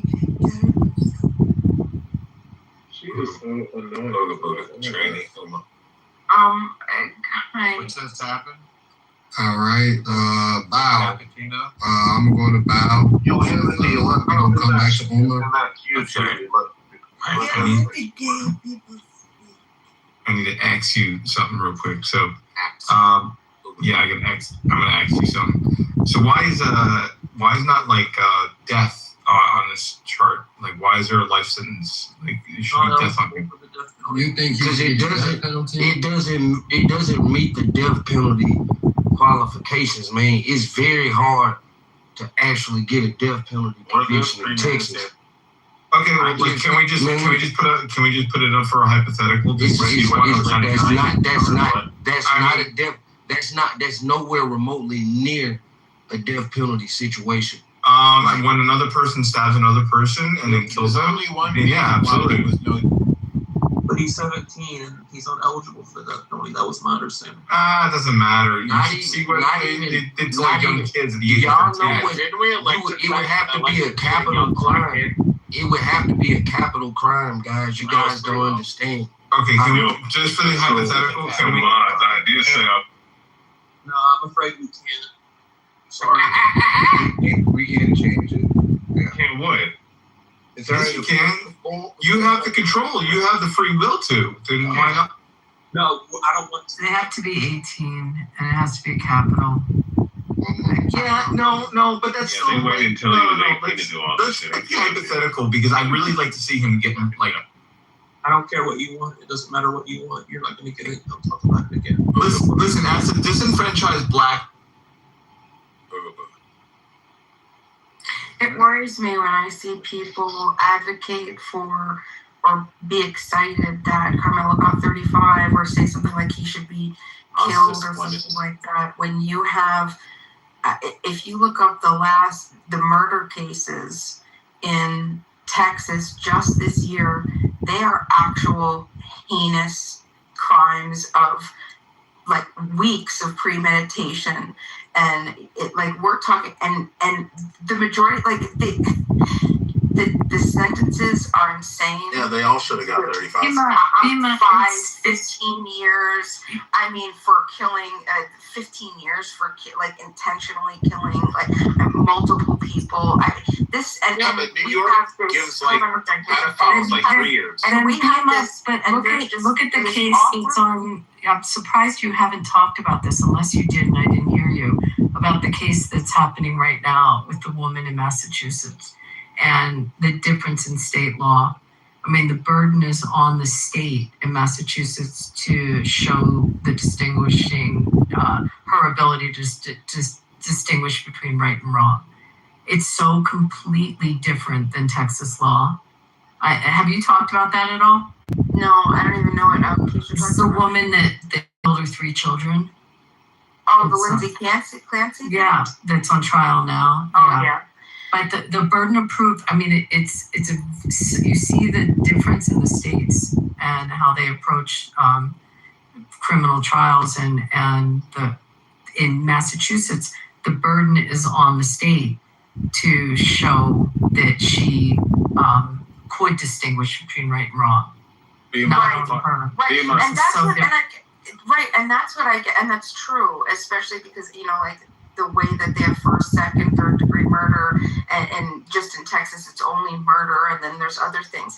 But what is frustrating too is that this just wasn't a clean, like it just wasn't clean. There was so much questionable aspects that it's supposed to be beyond a reasonable doubt, right? I mean, you can't, and for one of the things that I hear a lot and often brought up is the statements that Carmelo made, saying that they were provocation. If you try to differentiate between conditional warning statements and provocation, just like play some out. Just say, listen, you better leave me alone or I'm going to call the police. That's not going to be provocation. If you touch me, I'm going to defend myself. That's not provocation. If you come here, I'll defend myself. That's not provocation. If one step and touch me, do you ever watch? Hold on, everybody hear me speaking. Sorry. Hold on. And I understand that everybody has their opinions about this, but let me just finish and get this out, okay? The point is that you can't tell, especially with kids, the way that they talk, people say that all the time. I've heard that a million times. They say, go ahead, touch me and see what fucking happens. I'm going to defend myself. You think that you're going to come? You think that you're just going to, hold on. You think that you're just going to come and you're going to bully me, right? There's also so much questionability about the mentality and where he's at. If you look at the psychology behind saying that same type of sentence, if you were to call a psychologist to sort of weigh, it could just be 50-50. It could be said out of fear. Touch me and see what happens. It could be used as, and hold on, one moment. It could be used as a deterring statement. Psychologists will defend this, okay? And this is my point, is that there was beyond a reason, it was not beyond a reasonable doubt that he absolutely, in his mind, the seconds as he stabbed Austin Makeup, that he stabbed him because he wanted him to die versus him defending himself. Hold on, man. Hold on. Is today national, like, it's something, man? Like, I don't like what I've been seeing on this stage, man. How y'all been coming at Beamer, man. It's starting to make me mad for real. You know what I mean? So, if y'all don't get y'all shit together, man, I'm finna start smoking y'all, man. No cap. You can't talk truth, bro. MSD. We can, but all the interrupting shit and calling her out her name XYZ, man, I can't go for it no more. So I'm finna start smoking, y'all, bro. This your last one. Well, I think it's just crazy, bro. Like, I'm just saying, man, the thing that she's talking about, it sounds like mental gymnastics to me. I mean, this thing's been litigated already. The kid's guilty, and now there's even more evidence that, brings up that, he had some bad intentions. I don't even know why we're going through this again. So excuse me. We're going through this again because there's a lot more. Hold on a second, Jay. Hold on. Just give me a second, brother. Come on. I'm going to talk for a little while. Okay, go ahead. I'm going to talk for a minute, bro.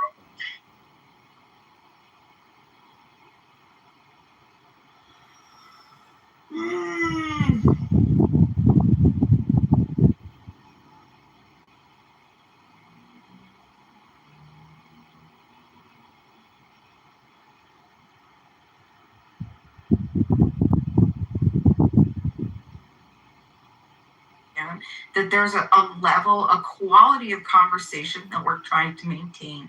I don't need any of you. Quality of conversation, maintenance. I'm perfectly okay with that. I'm perfectly okay with you absolutely hating my guts. One second. Just hold on. Okay, I'm perfectly okay with you hating me. I'm perfectly okay with you disagreeing with me. I'm perfectly okay with you thinking whatever you want to think about me. But one thing is that if we're talking and we're discussing a topic to try to insult, and you're demeaning and you're just dissolving the entire level of the quality of the conversation. Don't worry about who I am or what I believe. Just if I say something that you disagree with, if you have an argument, address the argument and respond. I don't think that anybody, and this is another thing, I know that sometimes we talk to each other and you guys hear people attacking each other, but that's nothing that I really would want, and I don't want. We want civil debate. We want to have conversations. We want people to feel safe to also express their opinions. And when you have people who constantly attack people, insult people, dehumanize, it's a bullying behavior to try to get them to not speak up. And then they feel like they're too afraid to express their ideas, and then we all lose. Okay, so I'm just asking everybody, it's okay to hate me, and we want the disagreement, but please just stay on topic. I want to back what Beam is saying. Oh, sorry. Well, I was going to ask Beam, why haven't you voted in the poll? Please vote. Go ahead, Matt. Oh, yeah, definitely vote. We want this not just to be, I know, the safe space. We're not doing that.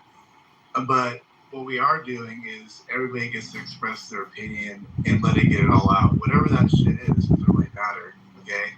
So, if they want to just let their submission be what it is, you leave it as what it is. You don't go personal. You don't get all nasty. Just leave. You don't like it. And I agree with Bima. Let's let it go. I agree with this too. And just know, Bima, for every hater, you guys have a queue. You've got so much more. I think it's just about for now. For every hater, you've got so much more people who like and respect you. Especially being, kind of a minority voice in this kind of, conversation. This is the thing. First and foremost, how is this shit justice? Because, Mountain was saying, well, why are we even talking about this? We're talking about this because this guy was, Carmelo was clearly railroaded. This was clearly unjust. You're entitled to a jury of your peers. How the fuck is it your peers when there is a young black guy that's on trial, a high schooler that's on trial, and Beaver, I'm saying I'm going to tell you why. He's on trial in an altercation because before it was a stabbing, it was an altercation with a white guy who had expressed racist rhetoric before. Like, he was a racist. So clearly there is a racial element to this case. And therefore, how on earth is it just a jury of your peers when there is no black person? We know, like, statistically, that their implicit bias is real. That's why representation is important, because when you just have, one demographic, and there's already so much, tension, really just in this country and in that state, and in the context of the details of this case, with there being a black boy and a white boy, and the white boy was killed. So literally, the white boy was killed, and you're gonna put a majority. Okay, you can say what? There were some couple Latinos. I don't give a fuck because a lot of times, you know, shout out to my Latinos and stuff, but a lot of y'all be racist too, and everybody will tell you. They will tell you that. Okay, so I'm not. I think it's a complete. Jay, have you served on a jury? Have you ever been in a pool for a jury? Yes, I have. Yes, so I have. when you went through the pool of the jury, how many people were in the jury pool when you sat your first pool? I don't remember. It's a long time ago. Okay, well, average. What do you think is a jury pool when they pull when you come in the morning and it's your day of jury duty? How many do you think average come in? There were a lot. Ballpark. What do you think? I think it was like 50. Okay, say 50, 60 people come in the jury pool, and then people will use their excuses why they don't want to be there, and then they do the voir dire, right? They start asking the questions. So what do you remember being asked when you're sitting there in that pool of 50 people? Do you remember the questions? I don't remember. I really don't. This is a long time ago. I don't like jury. Okay, but there's basic questions, regardless really what state you're in. They're going to ask often the same questions, and people will have the excuses. Moms have obligations they try to get out because they have the young babies, or people have work obligations, and people have different excuses. Some have medical excuses, but then they narrow that pool down to the 50, 60 people, and people start getting dismissed. And then they ask if people have a problem being unbiased, and whether they have biases, or if they have relatives that are police officers, or they've been a victim of a crime, and if they could be unbiased in a case. So they weed out more people leave, right? So that initial pool after the voir dire and all the excuses, gets reduced down. So you think there's a possibility in that scenario, in that case, they also wanted to dismiss people that worked in education because they felt there could be a bias. And there were 3 black jurors that in the pool that, if I recall, and you can find there's articles about this, that felt that one felt she couldn't be unbiased, or she would have a bias, and I think the other 2 were teachers. Which then it's Texas, where there's a big Hispanic community, and there's an Indian from India. There's a big community from India in that part in Frisco, Texas. So there were several. There were people that were brown that were on the jury. Houston has the largest Indian population. So just go through, Jay, just go through a morning of being in a jury pool and what I just broke it down to, and how many people are left to then choose from. And when you go through you then go through those and questions. And you only make up 11.8% of the population. So does that seem like there was a bias to you, or that's how the jury pool started to weed out? Houston has a huge Indian population. Houston has a huge black population. This is Dallas. This was Dallas. This was Dallas, and it wasn't Dallas. It was Frisco. Highly, are you saying a huge black population or Nigerian population? Because they have the highest. There's the high. This was north of Dallas, correct? The second largest population Nigerian outside Nigeria. This county was north of Dallas. It was a county. It's a county north of Dallas. And you look at the population, but I just went through. Have you sat on a jury? Whoever I'm speaking to, have you gone through jury pool and watched this? I have been through a jury 2 times. Okay, so do you remember? Was it 50, 60 people black when you went to the pool in the morning? How many? About 100 people. And were you in a big city or a county? Where'd you do it?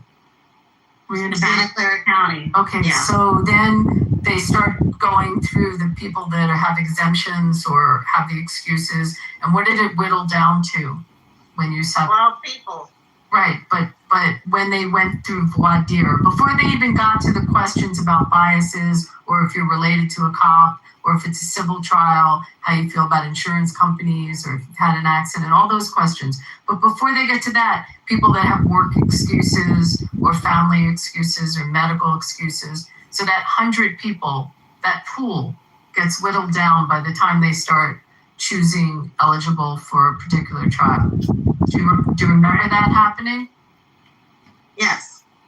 So the county where this was in is what the town was, what, Frisco, which is what the population, but it has a big population from India there and a Hispanic population, as well as whites and as well as blacks. So when they went through that pool, what was left in the pool who knows if it started with 50 people or 100 people, but it whittles down. So again, I'm asking where the bias was. Well, the thing is, right, but Abby, but I think what you're not taking into account is, well, first of all, before I even mention that part, because we're going to, of course, say something about that. I just wanted to confirm this. Still haven't said anything for 20 seconds. I'm trying to correct what I'm going to say. It's not the city of Dallas. It's specifically not the city of Dallas, and it's a county that's north of Dallas. So you have to look at that county because that's where the pool comes from, not the city of Dallas. It's a different jurisdiction. Look at the jurisdiction where the trial. It's Frisco, Texas. Look at the jurisdiction where the trial is and the demographics of that jurisdiction, because that's where the pool comes from, not a neighboring county. Okay. So it depends on the defendant and his attorney, because the last jury I was in, he didn't want any black people. But they can't say, if they do that, if they specifically say they don't like you because you're black, then in fact there is a bias and that can be appealed. That's different. Well, they should do that because I think 5 days just sitting. I think that this should have 5 days. Yes, I did. And all the black people that got called, they got dismissed. He didn't want it. What kind of trial was it? Yeah, but I mean, now you're going to something else about something else. Rape trial. And what was the defendant, white or black? Latino. And yeah, which doesn't have any bearing on was it? What'd you say? So much about because you specifically said that it was biased, and I'm asking you to go through the process. I'm just trying to be logical with you, Jay. Right, but you're going into now. You can find other things wrong with the trial if you want to. If objections were not, there were actual problems with evidence that was submitted or objections that. But I'm asking you through that jury process to show me. Right, Abby. What I'm saying is that if you was convicted of a crime, I've actually been in many trials. I've been in many trials where there's white people in the trial and the whole jury is black. Would you think this bias if you didn't have not a woman? Yeah, I'm trying to tell you. I've been many trials. And I've in the city of Philadelphia, where the litigants are all white and the jury is all black, because that's the rule in the city of Philadelphia. That's who you got to get. You get postal workers. I mean, you think about who shows up for jury duty and who likes to sit on juries and doesn't want to go. And she has to say Italian mob. What the fuck are you talking about? Yes. Italian mob. I'm not Italian. I know you're not. I just know that you work with. I don't work with jury. All I'm saying is that what you're saying right now. This is pretty funny, isn't it? You're a jerk. You don't even know where I work. Number one, and no, you don't. No, you don't. No, you don't. You don't. You don't. No, you don't.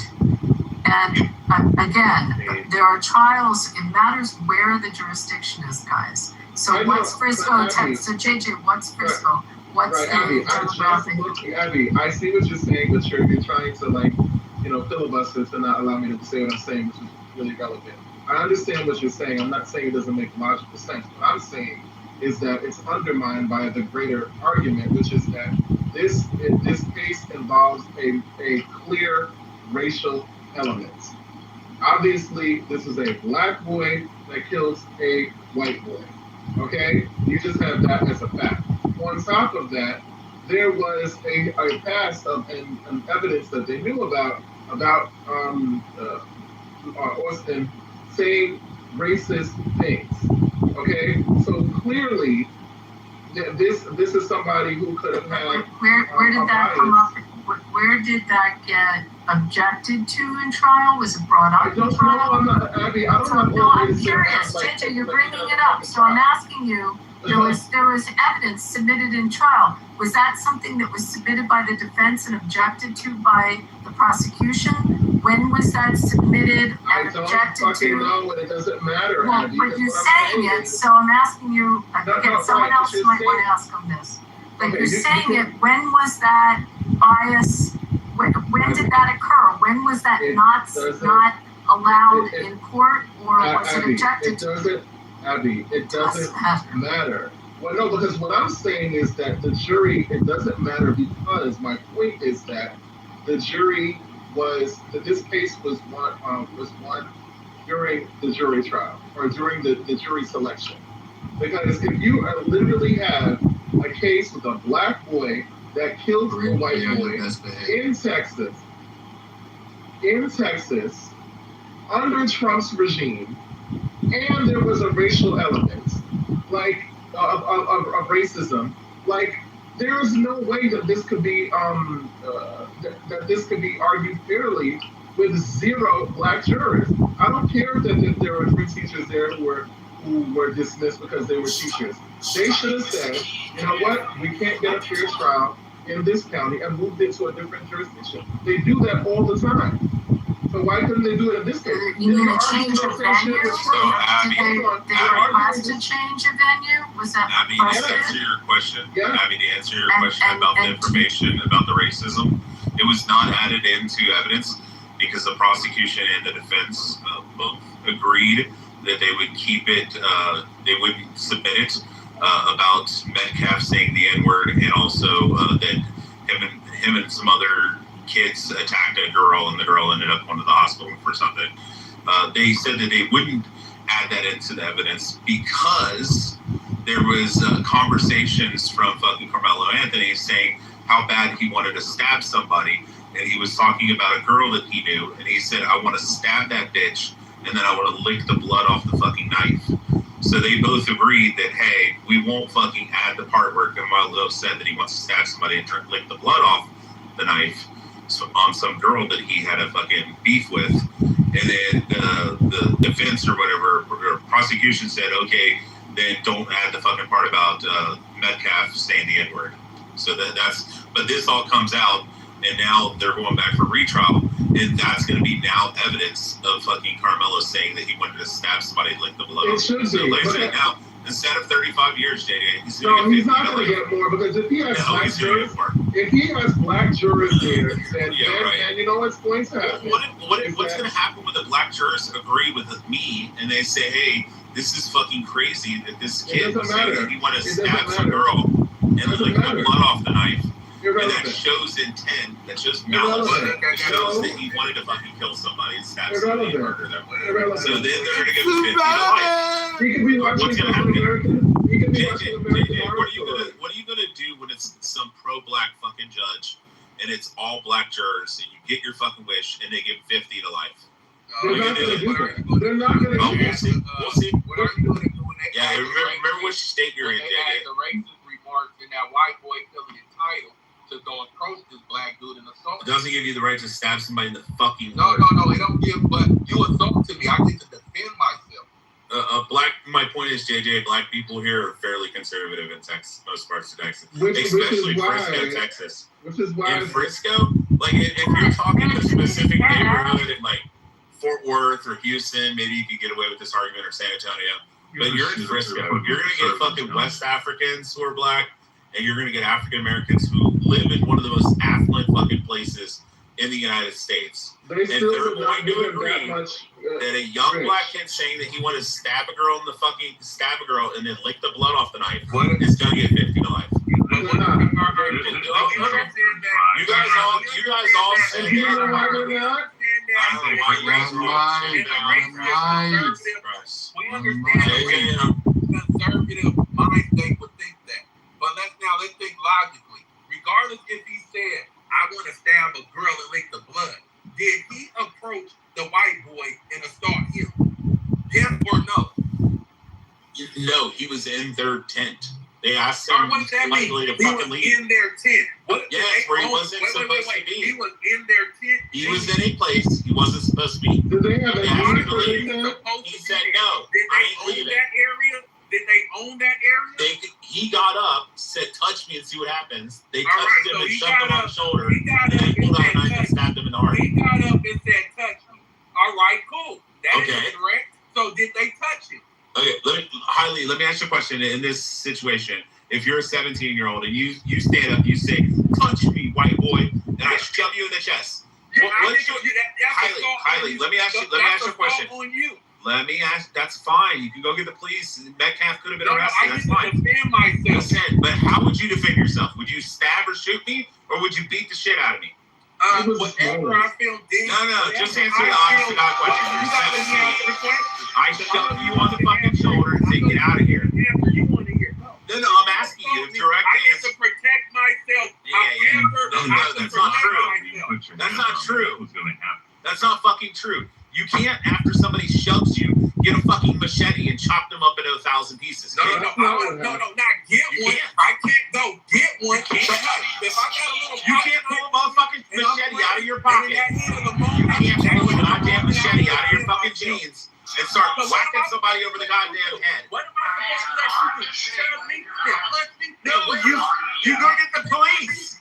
Carmelo should have walked the fuck away. He should have walked away and got the police. Rich. He wasn't getting grounded pounded. Goddamn dumb exercise.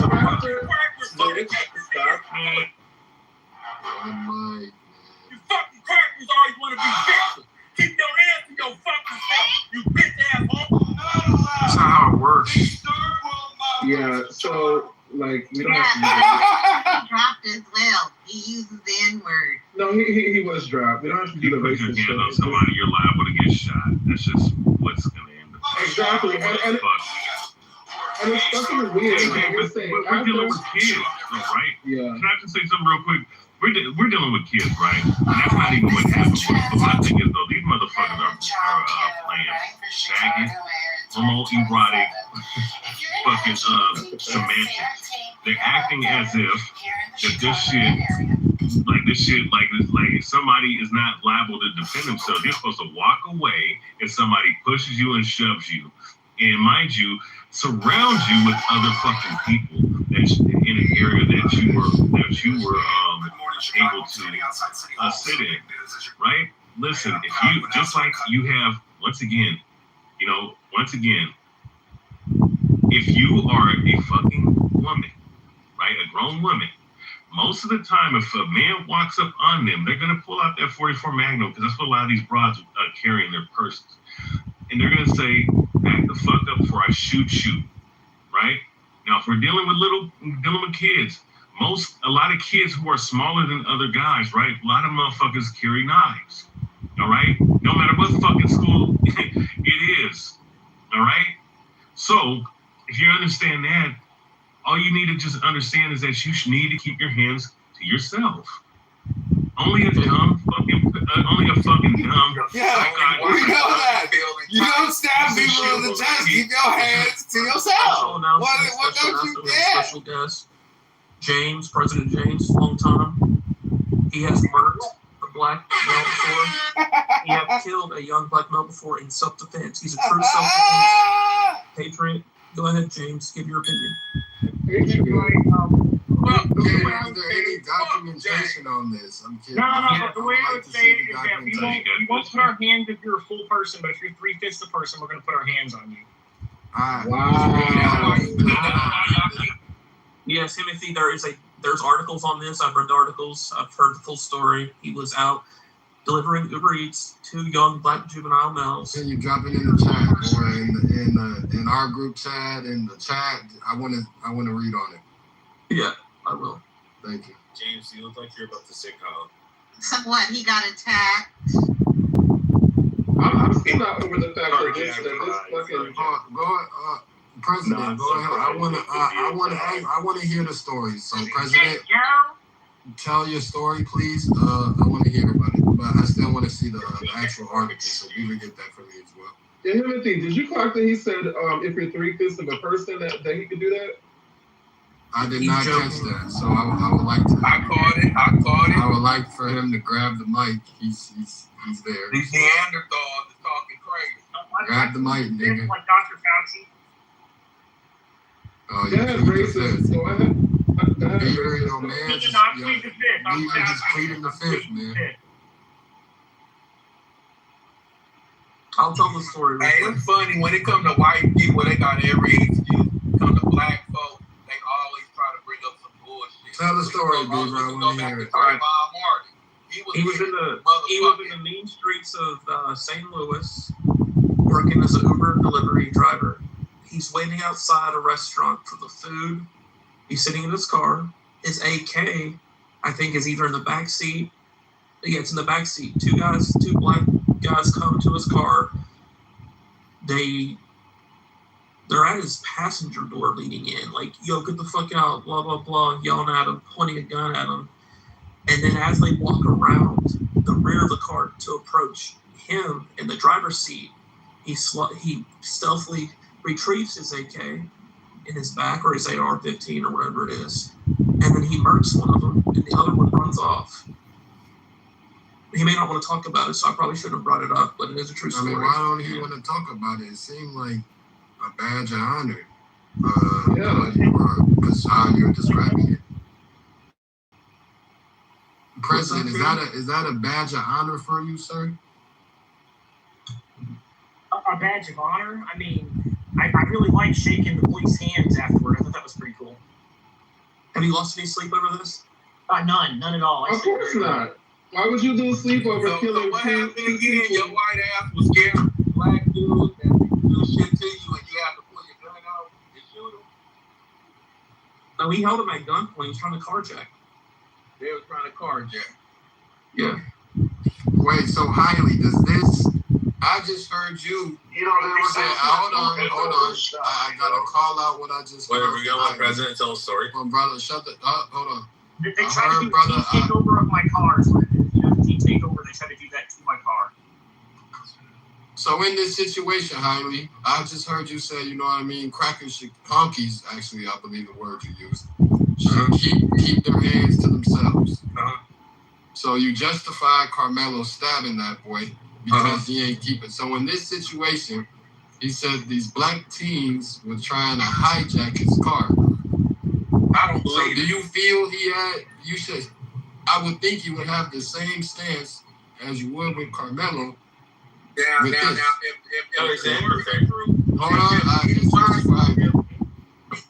anybody, no matter what race, color, tries to rob you, hijack your car, put your life in danger, you should be able to defend yourself. I appreciate that transparency. So he was justified in killing the young black teens? I don't believe That's not what we're litigating. That's what happened. Hold on, but wait a second. Kill this honky. If them black dudes put guns on this honky, he had every right to defend himself. So first of all, I just want to remind everybody that when we're litigating whether Carmelo Anthony is guilty of murder or not, we're not saying was this justified. What we're saying, sorry, Hailey, could you mute up? Thank you. What we're saying is according to the statutes of this particular state, is this, can we prove that this is, murder beyond a reasonable doubt, right? And so there's multiple elements to murder. A murder is weird in Texas. I hate the way that they do it, but there's basically two different theories. There's the intentional and then there's the knowing.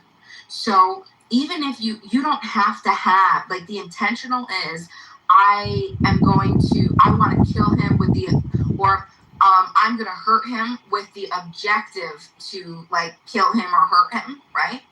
And then there's the knowingly, which is, I did this act, and this act caused that I did this act. Hold on. No, Yeah. it's not. But the act is a reckless. Talking about a reckless act, Bima. I'm sorry. I'm trying to help you. You literally described killing and murdering. Oh, but this is under murder statute, because remember we're talking about this statute of murder in the state of Texas. Okay, so when it has its penal code and it explains what murder is, you have to look at that. Okay, so first, penal code 19.02, you have to prove the 5 elements, which is 1, the defendant engaged in a conduct. We know that, true. 2, the person died. True, we know that for a fact. 3, the defendant's conduct caused the person to die. We know that for a fact. Now 4, this is where we get into the nitty gritty. This is that they either intentionally caused the death or they knowingly caused the death. And then the fifth is every element has to be proven beyond a reasonable doubt.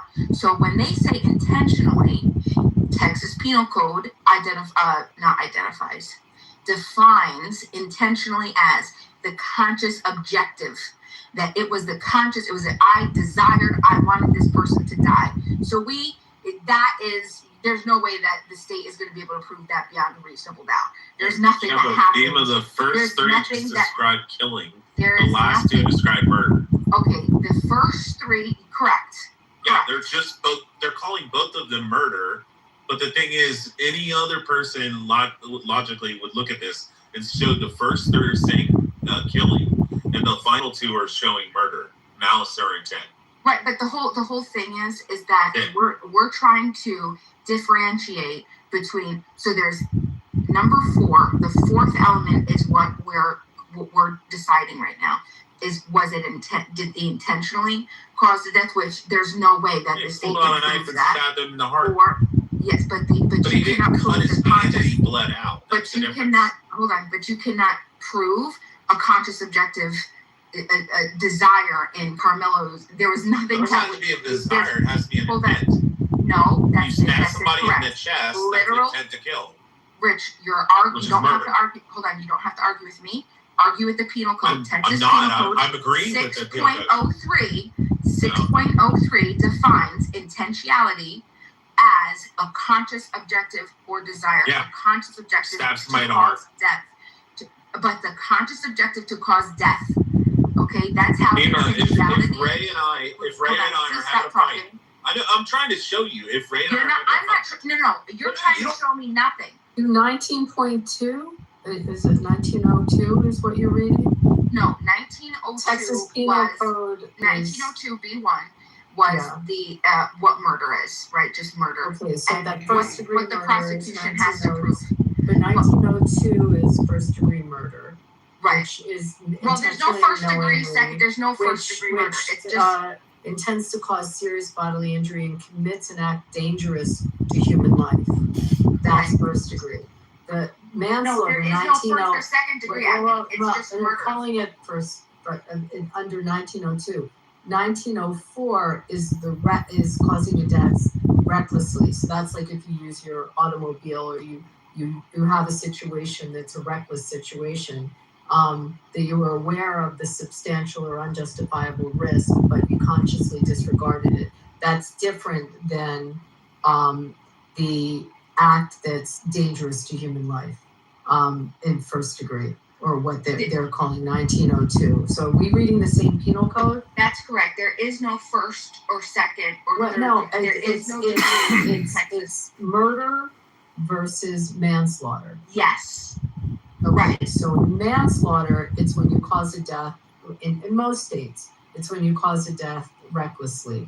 So that would be reckless behavior and doing something that you know could be dangerous to human life. Yes. And you have a reckless disregard, or a wanton is another legal term that's used often, wanton disregard. Yes. But that's different than the definition of murder, which fit this set of facts, which was the intent to cause serious bodily harm, which is what Rich just said. He didn't stab him in the hand, he stabbed him in the heart. He didn't stab him in the leg or the arm, it was in the heart, which is the intent when you stab in the heart to cause serious bodily harm. So that's where we the disagree. Right. Well, So that's I mean, whether you and I agree or not, that's what the jury was charged with. The different back to reality, man. deaths of this ain't the fucking car, bitch. This is a free average car for retard. Determined that it fit the elements of 1902. Yeah, and that's what I would. That's what I'm really pushing back.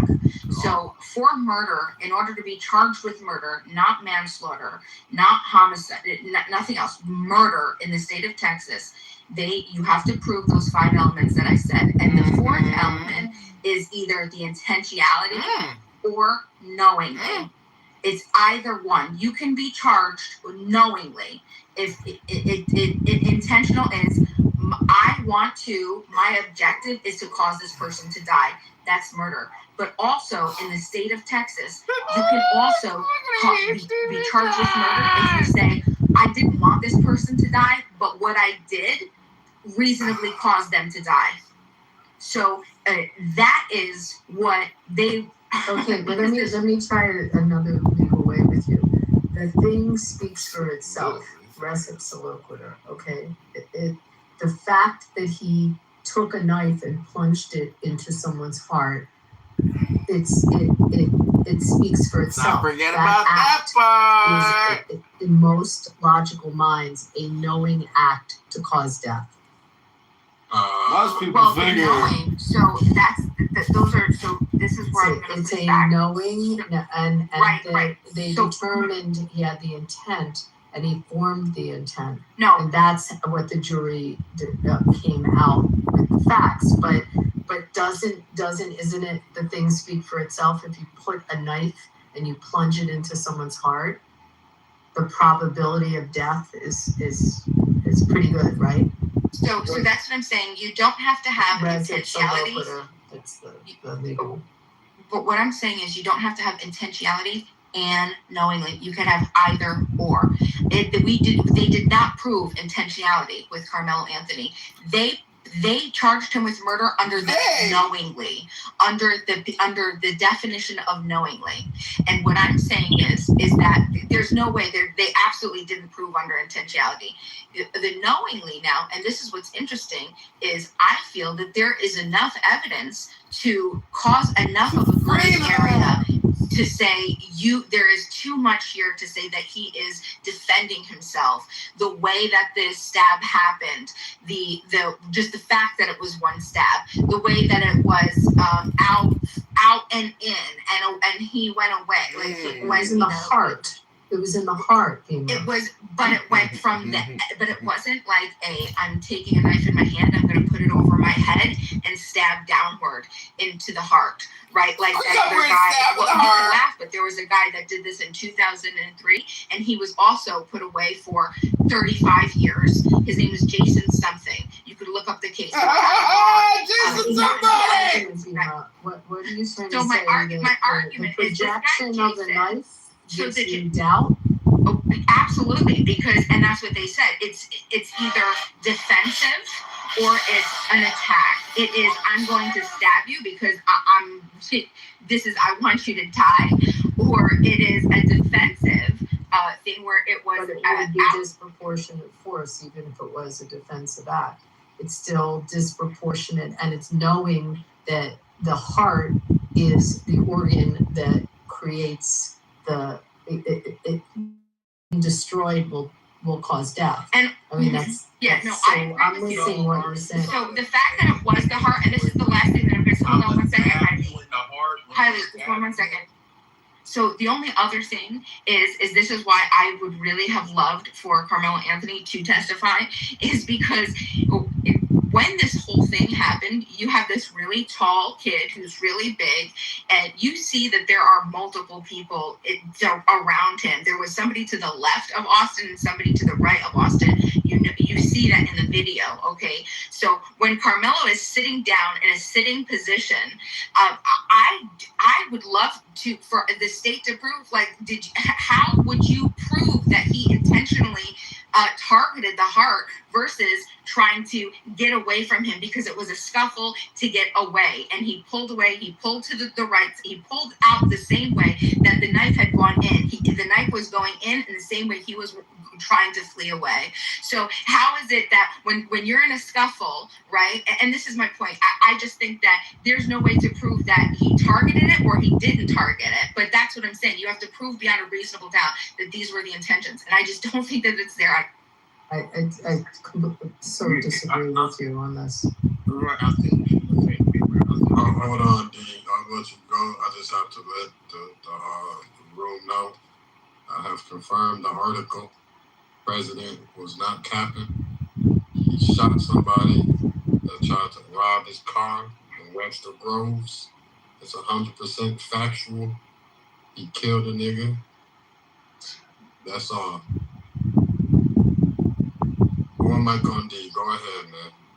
All right, thanks, man. All right, so what I was gonna say, so Bima, you're correct though, right?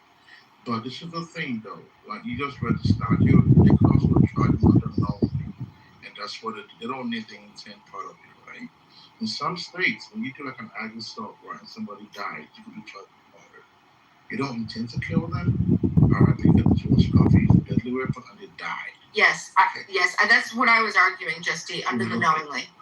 Right, so under the knowingly, you can be charged. So that's what it did in this particular case, right? All right, so many other states, they have like degrees, all right, so they do it by degrees, right? But at the end of the day, right, it still constantly boils down to the same thing.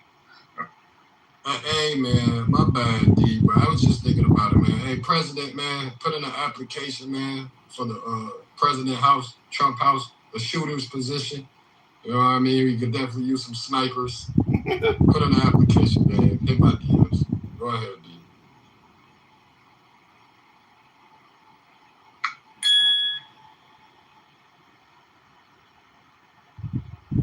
So, Justy, did you follow what my argument was? I definitely don't believe that there was under intentional. You can't prove. There's no way that the state would have any way to prove intentional. But specifically, the second, the knowingly, that's my whole thing. Is you still need the under knowingly. You need the intent to cause serious bodily injury, plus the dangerous act, plus the death. And what I'm arguing is that in that moment, you need to prove to me that he intentionally targeted and tried to stab Austin in the heart, to that's what he was going towards, versus him trying to get away. And in the way that the knife went into the heart, the area that it was from outside towards in, and it was lateral, you can't, it causes, and what I'm saying, and this is the last thing I'm going to say, is that it causes, there is reasonable doubt now. There's no reason. What about those text messages? Yeah, I mean, Beaver just brings up, now you have the additional information that'll come up in the next trial that shows that he had the intent, and he had formed intent to stab. Well, But you're also missing another element, Bima. Do you think that he forfeited his right of stand your ground because he committed a crime by bringing the knife onto the school property, and under Texas law you forfeit the stand your ground? I mean, the judge cut him a break and still gave the instruction to the jury of self-defense, but there was an argument that he may have forfeited that under Texas law. No, they called a police officer legal to explain that it was against policy, but it was not illegal because of the size of the knife. So it was just for clarity, they called specifically to to testify whether it was legal or not to ask that question. And law enforcement clarified it was not illegal. It was just against policy. And I think Beamer is onto something here. I'm just gonna say that. But I think we're acting on this first trial, right? I don't think do they have enough resources, right? Because the more you try to prove, you're trying to argue Beamer, they would have to get an expert, right? Without an expert to actually prove that, maybe that might help Camelo actually, right? The way the knife went into the body, it wasn't intentional. I mean, that could be an argument defense could make if they did a new trial, right? But my whole point was they could easily have charged them with the same murder charge, even without any intended under the knowing charge. That's not in different states, right? If you back your own car into someone, right, you knock them over and they eat their head on the freaking floor and they die, all right? You didn't intend to kill them, all right, but they died, right? You're going to be charged with murder. It's the same thing, So, but if you have a good attorney, right, they could probably downgrade that, maybe an manslaughter, you give it 20 years instead of life. I think that's the best we could offer for this kid. All right, if he gets a new trial, they get experts on the stand to actually prove that. Maybe they could be a downgrade. So just to clarify, right? Because it's something that Abby said there, right, Mr. Beamer, and I think she intentionally misrepresented that. You disqualify self-defense by being the aggressor, and so there's no such thing as any one of us being attacked and then we're defending ourselves. And even by the brother's own admission in an interview, they snatched his book bag. That can be considered robbery and also can be put on the table for self-defense. And this is the reason why we don't want to be judged by no white people there. We are not peers. We don't share the same culture, experience, and ideas, because that is a confirmation slant on how she is describing that there. This man was attacked by multiple people, and however he got away from that attack, that is, I mean, even if they were going to still charge him anyway, it could have been manslaughter. It could have been an involuntary manslaughter, but murder is definitely intentional, so they already slanted the jury in that direction. So, but I'm asking the legal people, though, I mean, whoever would know it better than I'm articulating. All right, so this is the problem with what you just said, though, right? So I'm also black, right? So I don't know if the book back, like you just said, came up with trial. I mean, I've never heard that, and he took his book back from him. Right, because if that was the case, right? I mean, that's an argument that could always make, right? But that never came out. So I don't know where you got that from, right? So if that was true, I think, if New Charlie's, if they do get a new trial, they'll also bring that up, right? And maybe work it out and get a plea or whatever, right? So this is the thing with all this case, right? I think the first counsel, all right, from what I've heard, right, and what I've listened to, I mean, I don't think they did a good job, right? Even with the agreement that they made that you really have to take the stand, right? That's done in established conference. So when you have a criminal trial, right, attorneys would meet with the judges in chambers, right, during the conference, right, and they will actually have different agreements, right? This was done in this kind of conferences, right? Because from what date, there was no motion in limine. I don't know how you do a criminal trial and you don't have there's no motion to suppress. There's no motion to indictment. There's nothing like that. I mean, that's just ridiculous. I don't know what makes you. I mean, you might lose those things, right? But at least to try. So, Viva, just a couple clarification. You're right, under the Texas law, that knife was not illegal to possess. However, under the Frisco, I think that's what ISD, it was illegal for him to possess that weapon on those premises. And so also intentionality does not require, when you talk about premeditated, it doesn't require it being a day before or thinking about what you did. In the moment, attacking somebody with a deadly weapon with an intent of hurting them, that is intentional. See, this is another reason for the death. Amber Geiger got 10 years for shooting Both and John in his apartment. 10 years now. And these are the double standards and the hypocrisy of America. Everybody want to try to water this shit down. They had no business approaching Carmelo Anthony. We're not going to let y'all get past like that. And now, these are football players, by the way. Then for the judge in the court not to allow the bullying nature of these boys, even beating their own father ass, and allegedly, and putting them in that sling that he was in. So these type of characteristics of what Carmelo was facing, the threat he's facing. You 225, 250 pounds, and it's two of you. So now you over 400 pounds. He, what, $150? No, y'all not gonna spend that. Corey, man. Hold on, let me talk to this. Weigh that much. Corey, He weighed more. Welcome to the room, Corey, man. Stick around, man. But what I want to say is, man, what's wrong with him running, coming back, and getting his niggas, and then confronting Austin, or just catching that fade, man?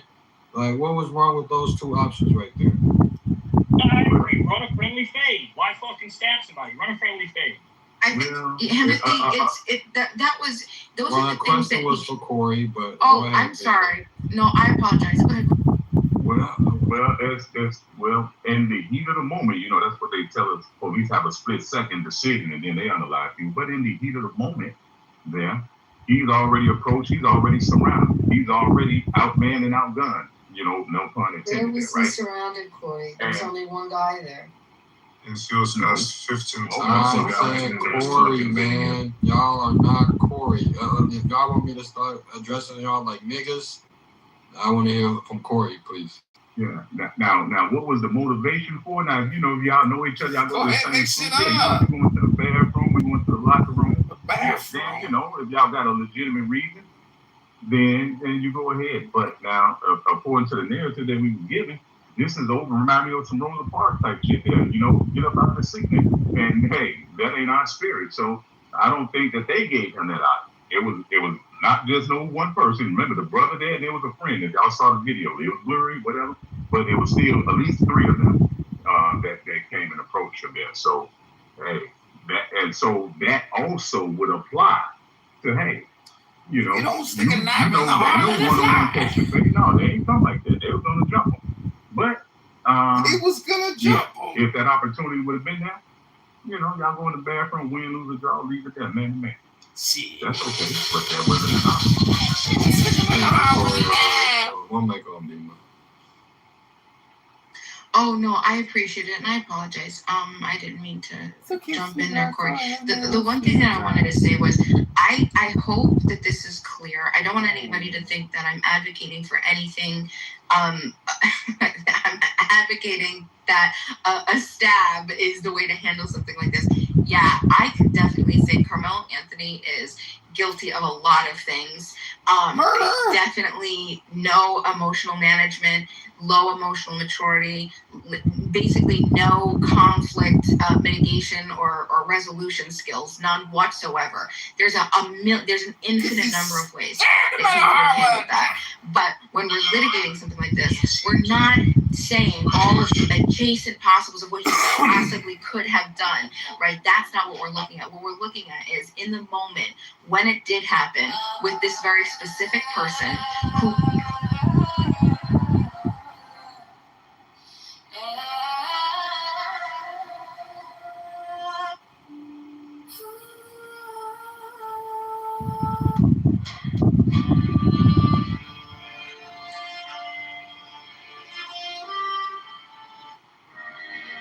Long ago, my son, hath been this digression from the play.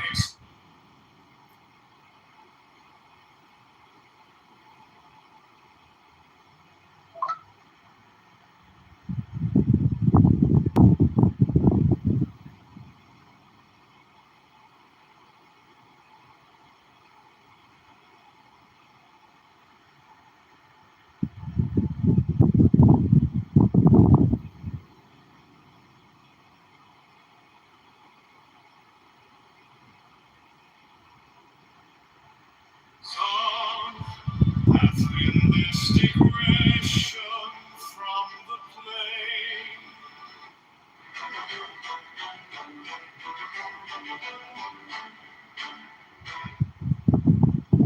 Consider the bond of a couple.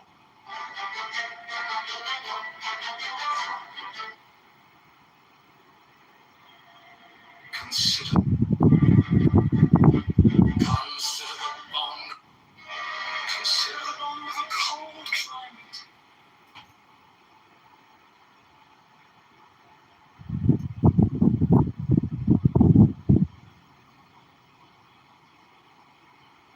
Of a cold climate. How it makes man a slave. He must have shelter and food with fierce toil. Yet thereby he becomes strong against the elements, and his moral force waxeth, so that he is master of such men as live in lands of sun, where bodily needs are satisfied without struggle. Consider also him that willeth to excel in speed or in battle, how he denieth himself the food he craveth, and all pleasures natural to him, putting himself under the harsh order of a trainer, so by this bondage he hath, at the last, his will.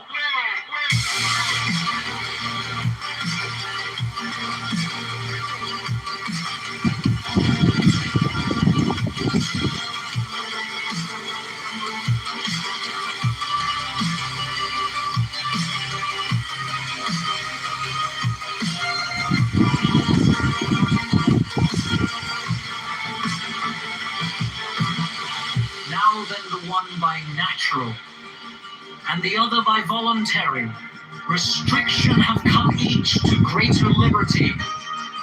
This is also a general law of biology. For all development is structuralization. That is, a limitation and specialization of an originally indeterminate protoplasm, which latter may therefore be called free in the definition of a pedant.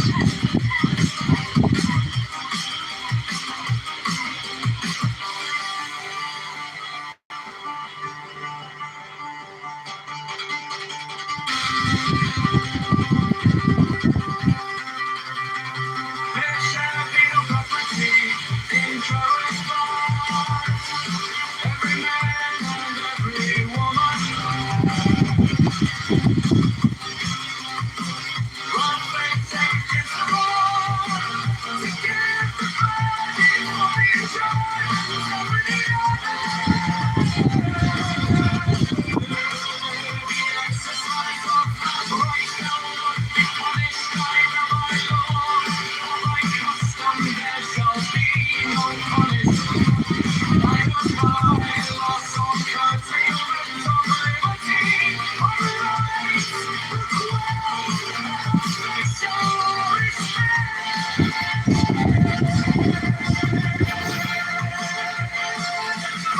freedom shall be respected of all, seeing that it is the right of the bodily will. For this same reason thou shalt cause full restriction and punishment of any who may seek to limit that freedom for the sake of his own profit or desire or ideal. Every man and every woman hath full right either to grant or to deny the body, as the will speaketh within, this being made custom, the evils of love, which are many, extending to the disturbance not only of body but of mind, and that in obscure paths shall little by little disappear from the face of his unspeakable glory.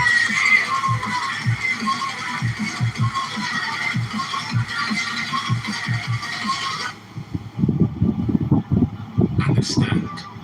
First, the conservers of the peace of mankind do so by reason of their ignorance of their own true wills. Therefore, as this wisdom of mine increaseth among mankind, the false will to crime must become constantly more rare. Also, the exercise of our freedom will cause men to be born with less and ever less, protection from the disease of spirit which breedeth these false wills. But in the while of waiting for this perfection, thou must by law assure to every man a means of satisfying his bodily and his mental needs, leaving him free to develop any superstructure in accordance with his will, and protecting him from any that may seek to deprive him of these vertical rights.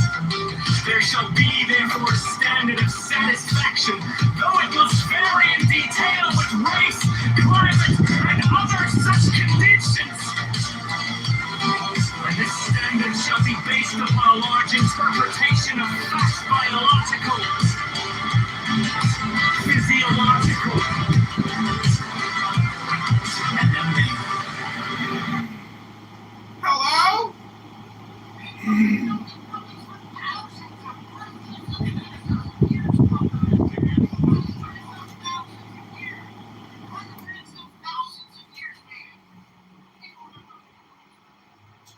I'm in a building right now talking on a conference call after retards. Hello?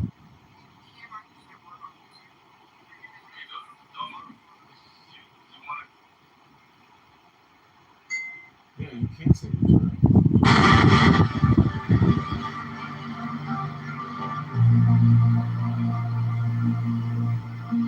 do not think then that by non-action thou dost follow by nature its action, and by hindering the discharge of thy potential thou dost perpetuate and aggravate the stress.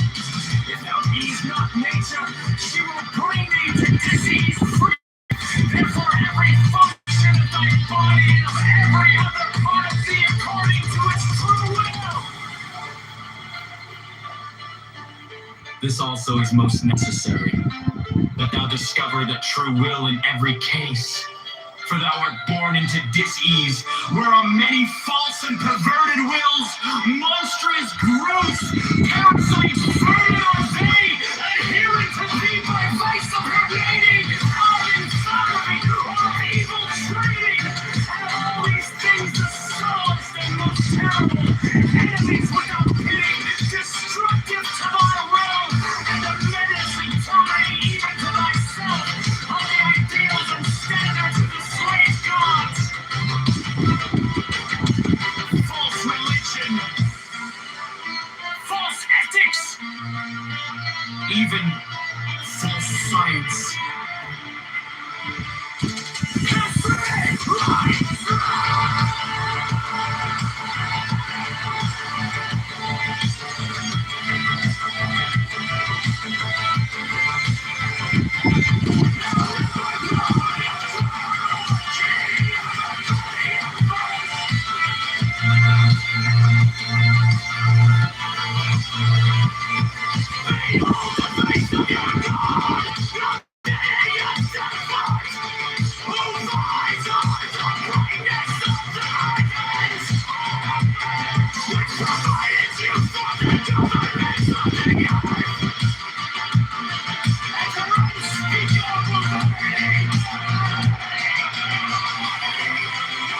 And again, let there be no creature upon her or within her the same.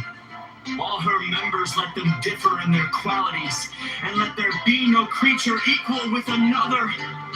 Here also is the voice of true science, crying aloud, delineation is the key of evolution, the root to art cometh the third, perceiving beauty in the harmony of the diverse.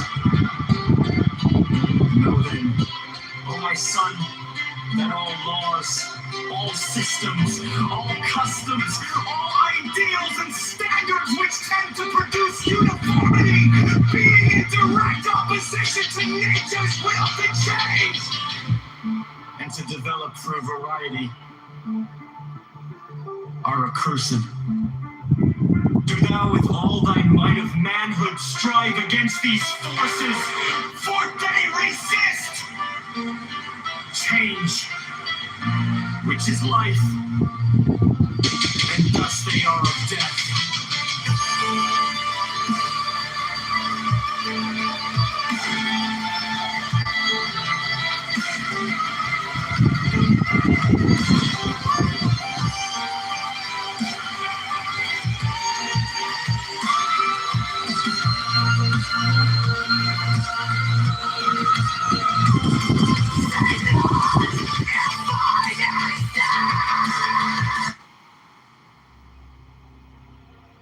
Consider the bond of a cold climate, how it maketh man a slave.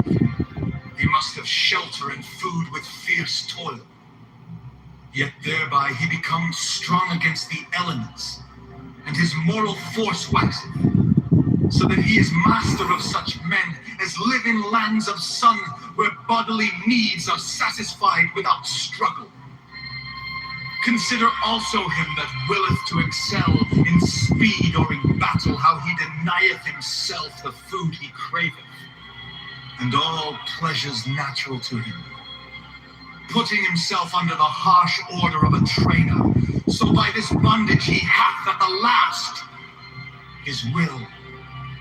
Now then, the one by natural, and the other by voluntary, restriction hath come each to greater liberty.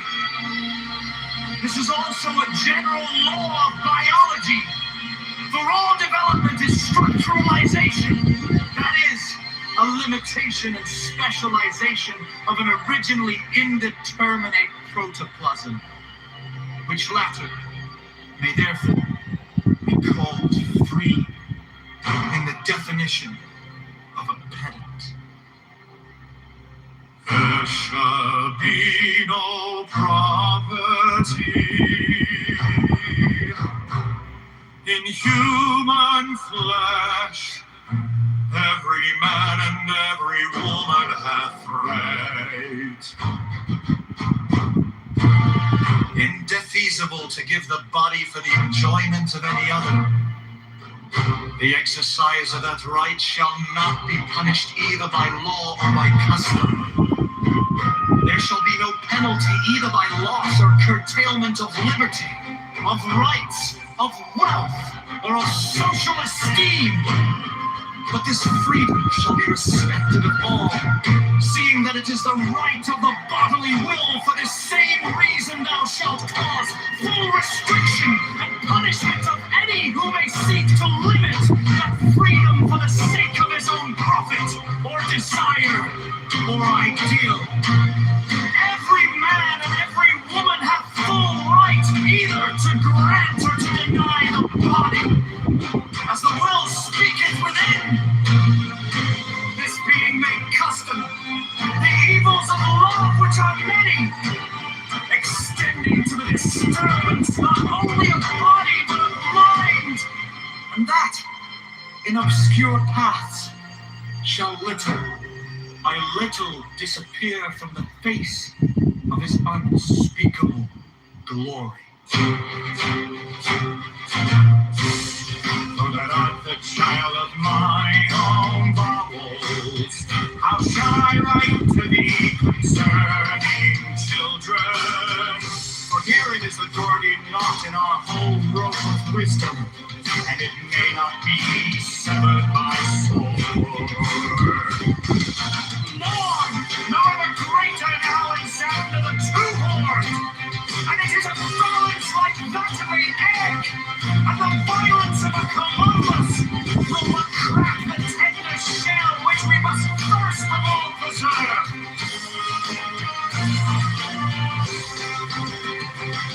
Now sentinel to this fortress stand a certain paradox of gender application.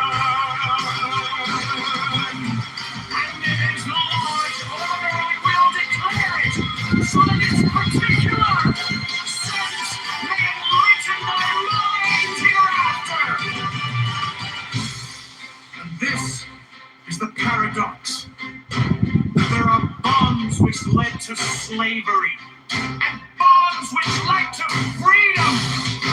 All we are bound in many fetters by environs, and it is for ourselves in great part to determine whether they shall enslave us or emancipate us.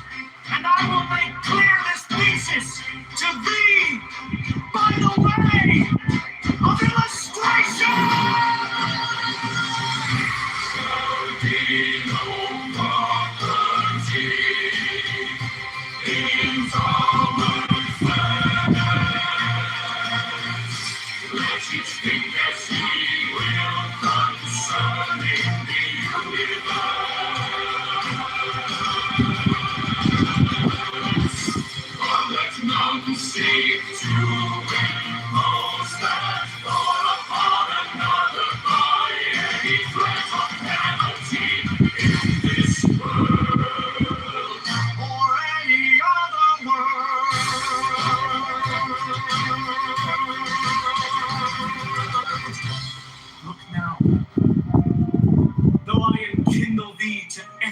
thy way.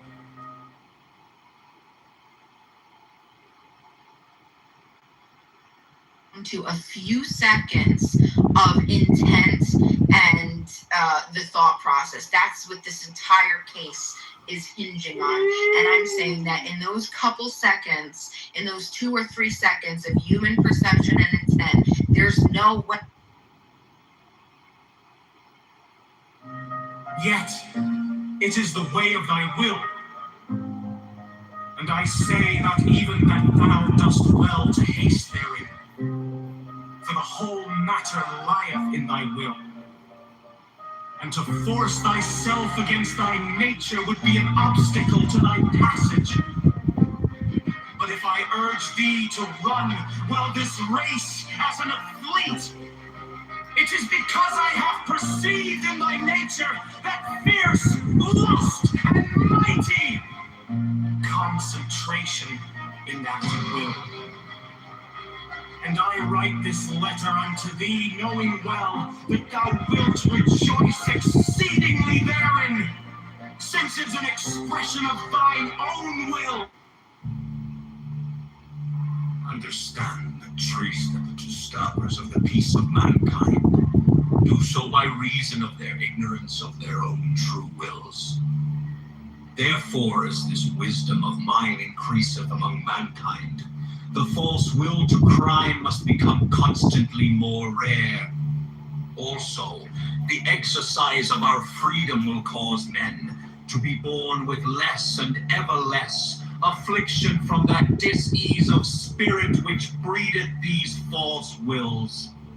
But in the while of waiting for this perfection, thou must by law assure to every man a means of satisfying his bodily and his mental needs, leaving him free to develop any superstructure in accordance with his will, and protecting him from any that may seek to deprive him of these vertebral rights.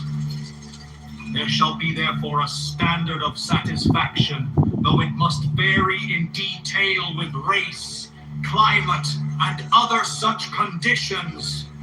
And this standard shall be based upon a large interpretation of facts biological, physiological, and the like.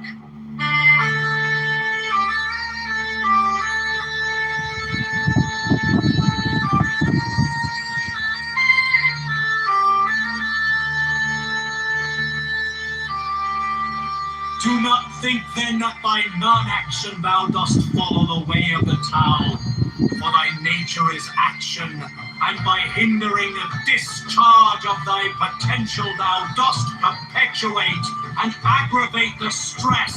If thou ease not nature, she will bring thee to dis-ease. Free. Therefore, every function of thy body and of every other part of thee, according to its true will. This also is most necessary, that thou discover that true will in every case, for thou art born into dis-ease. There are many false and perverted wills, monstrous grooves, parasites, vermin are they, adherent to thee by vice of heredity, or of environment, or of evil training.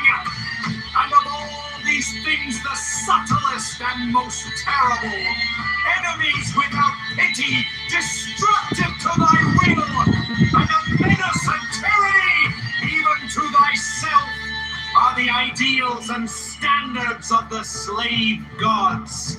False religion, false ethics, even false science.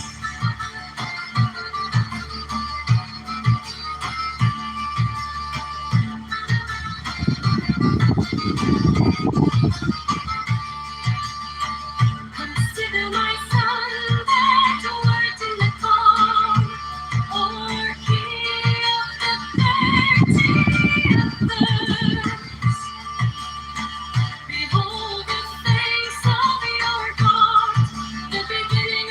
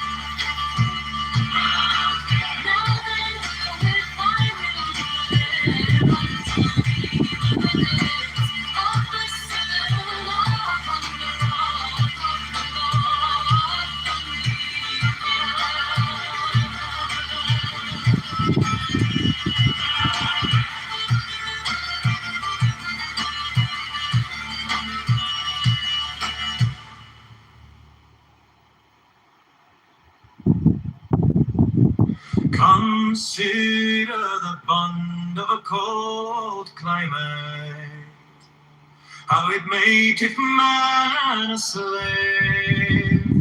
He must have shelter and food with fierce toil, yet thereby he becomes strong against the elements, and his moral force waxeth, so that he is master of such men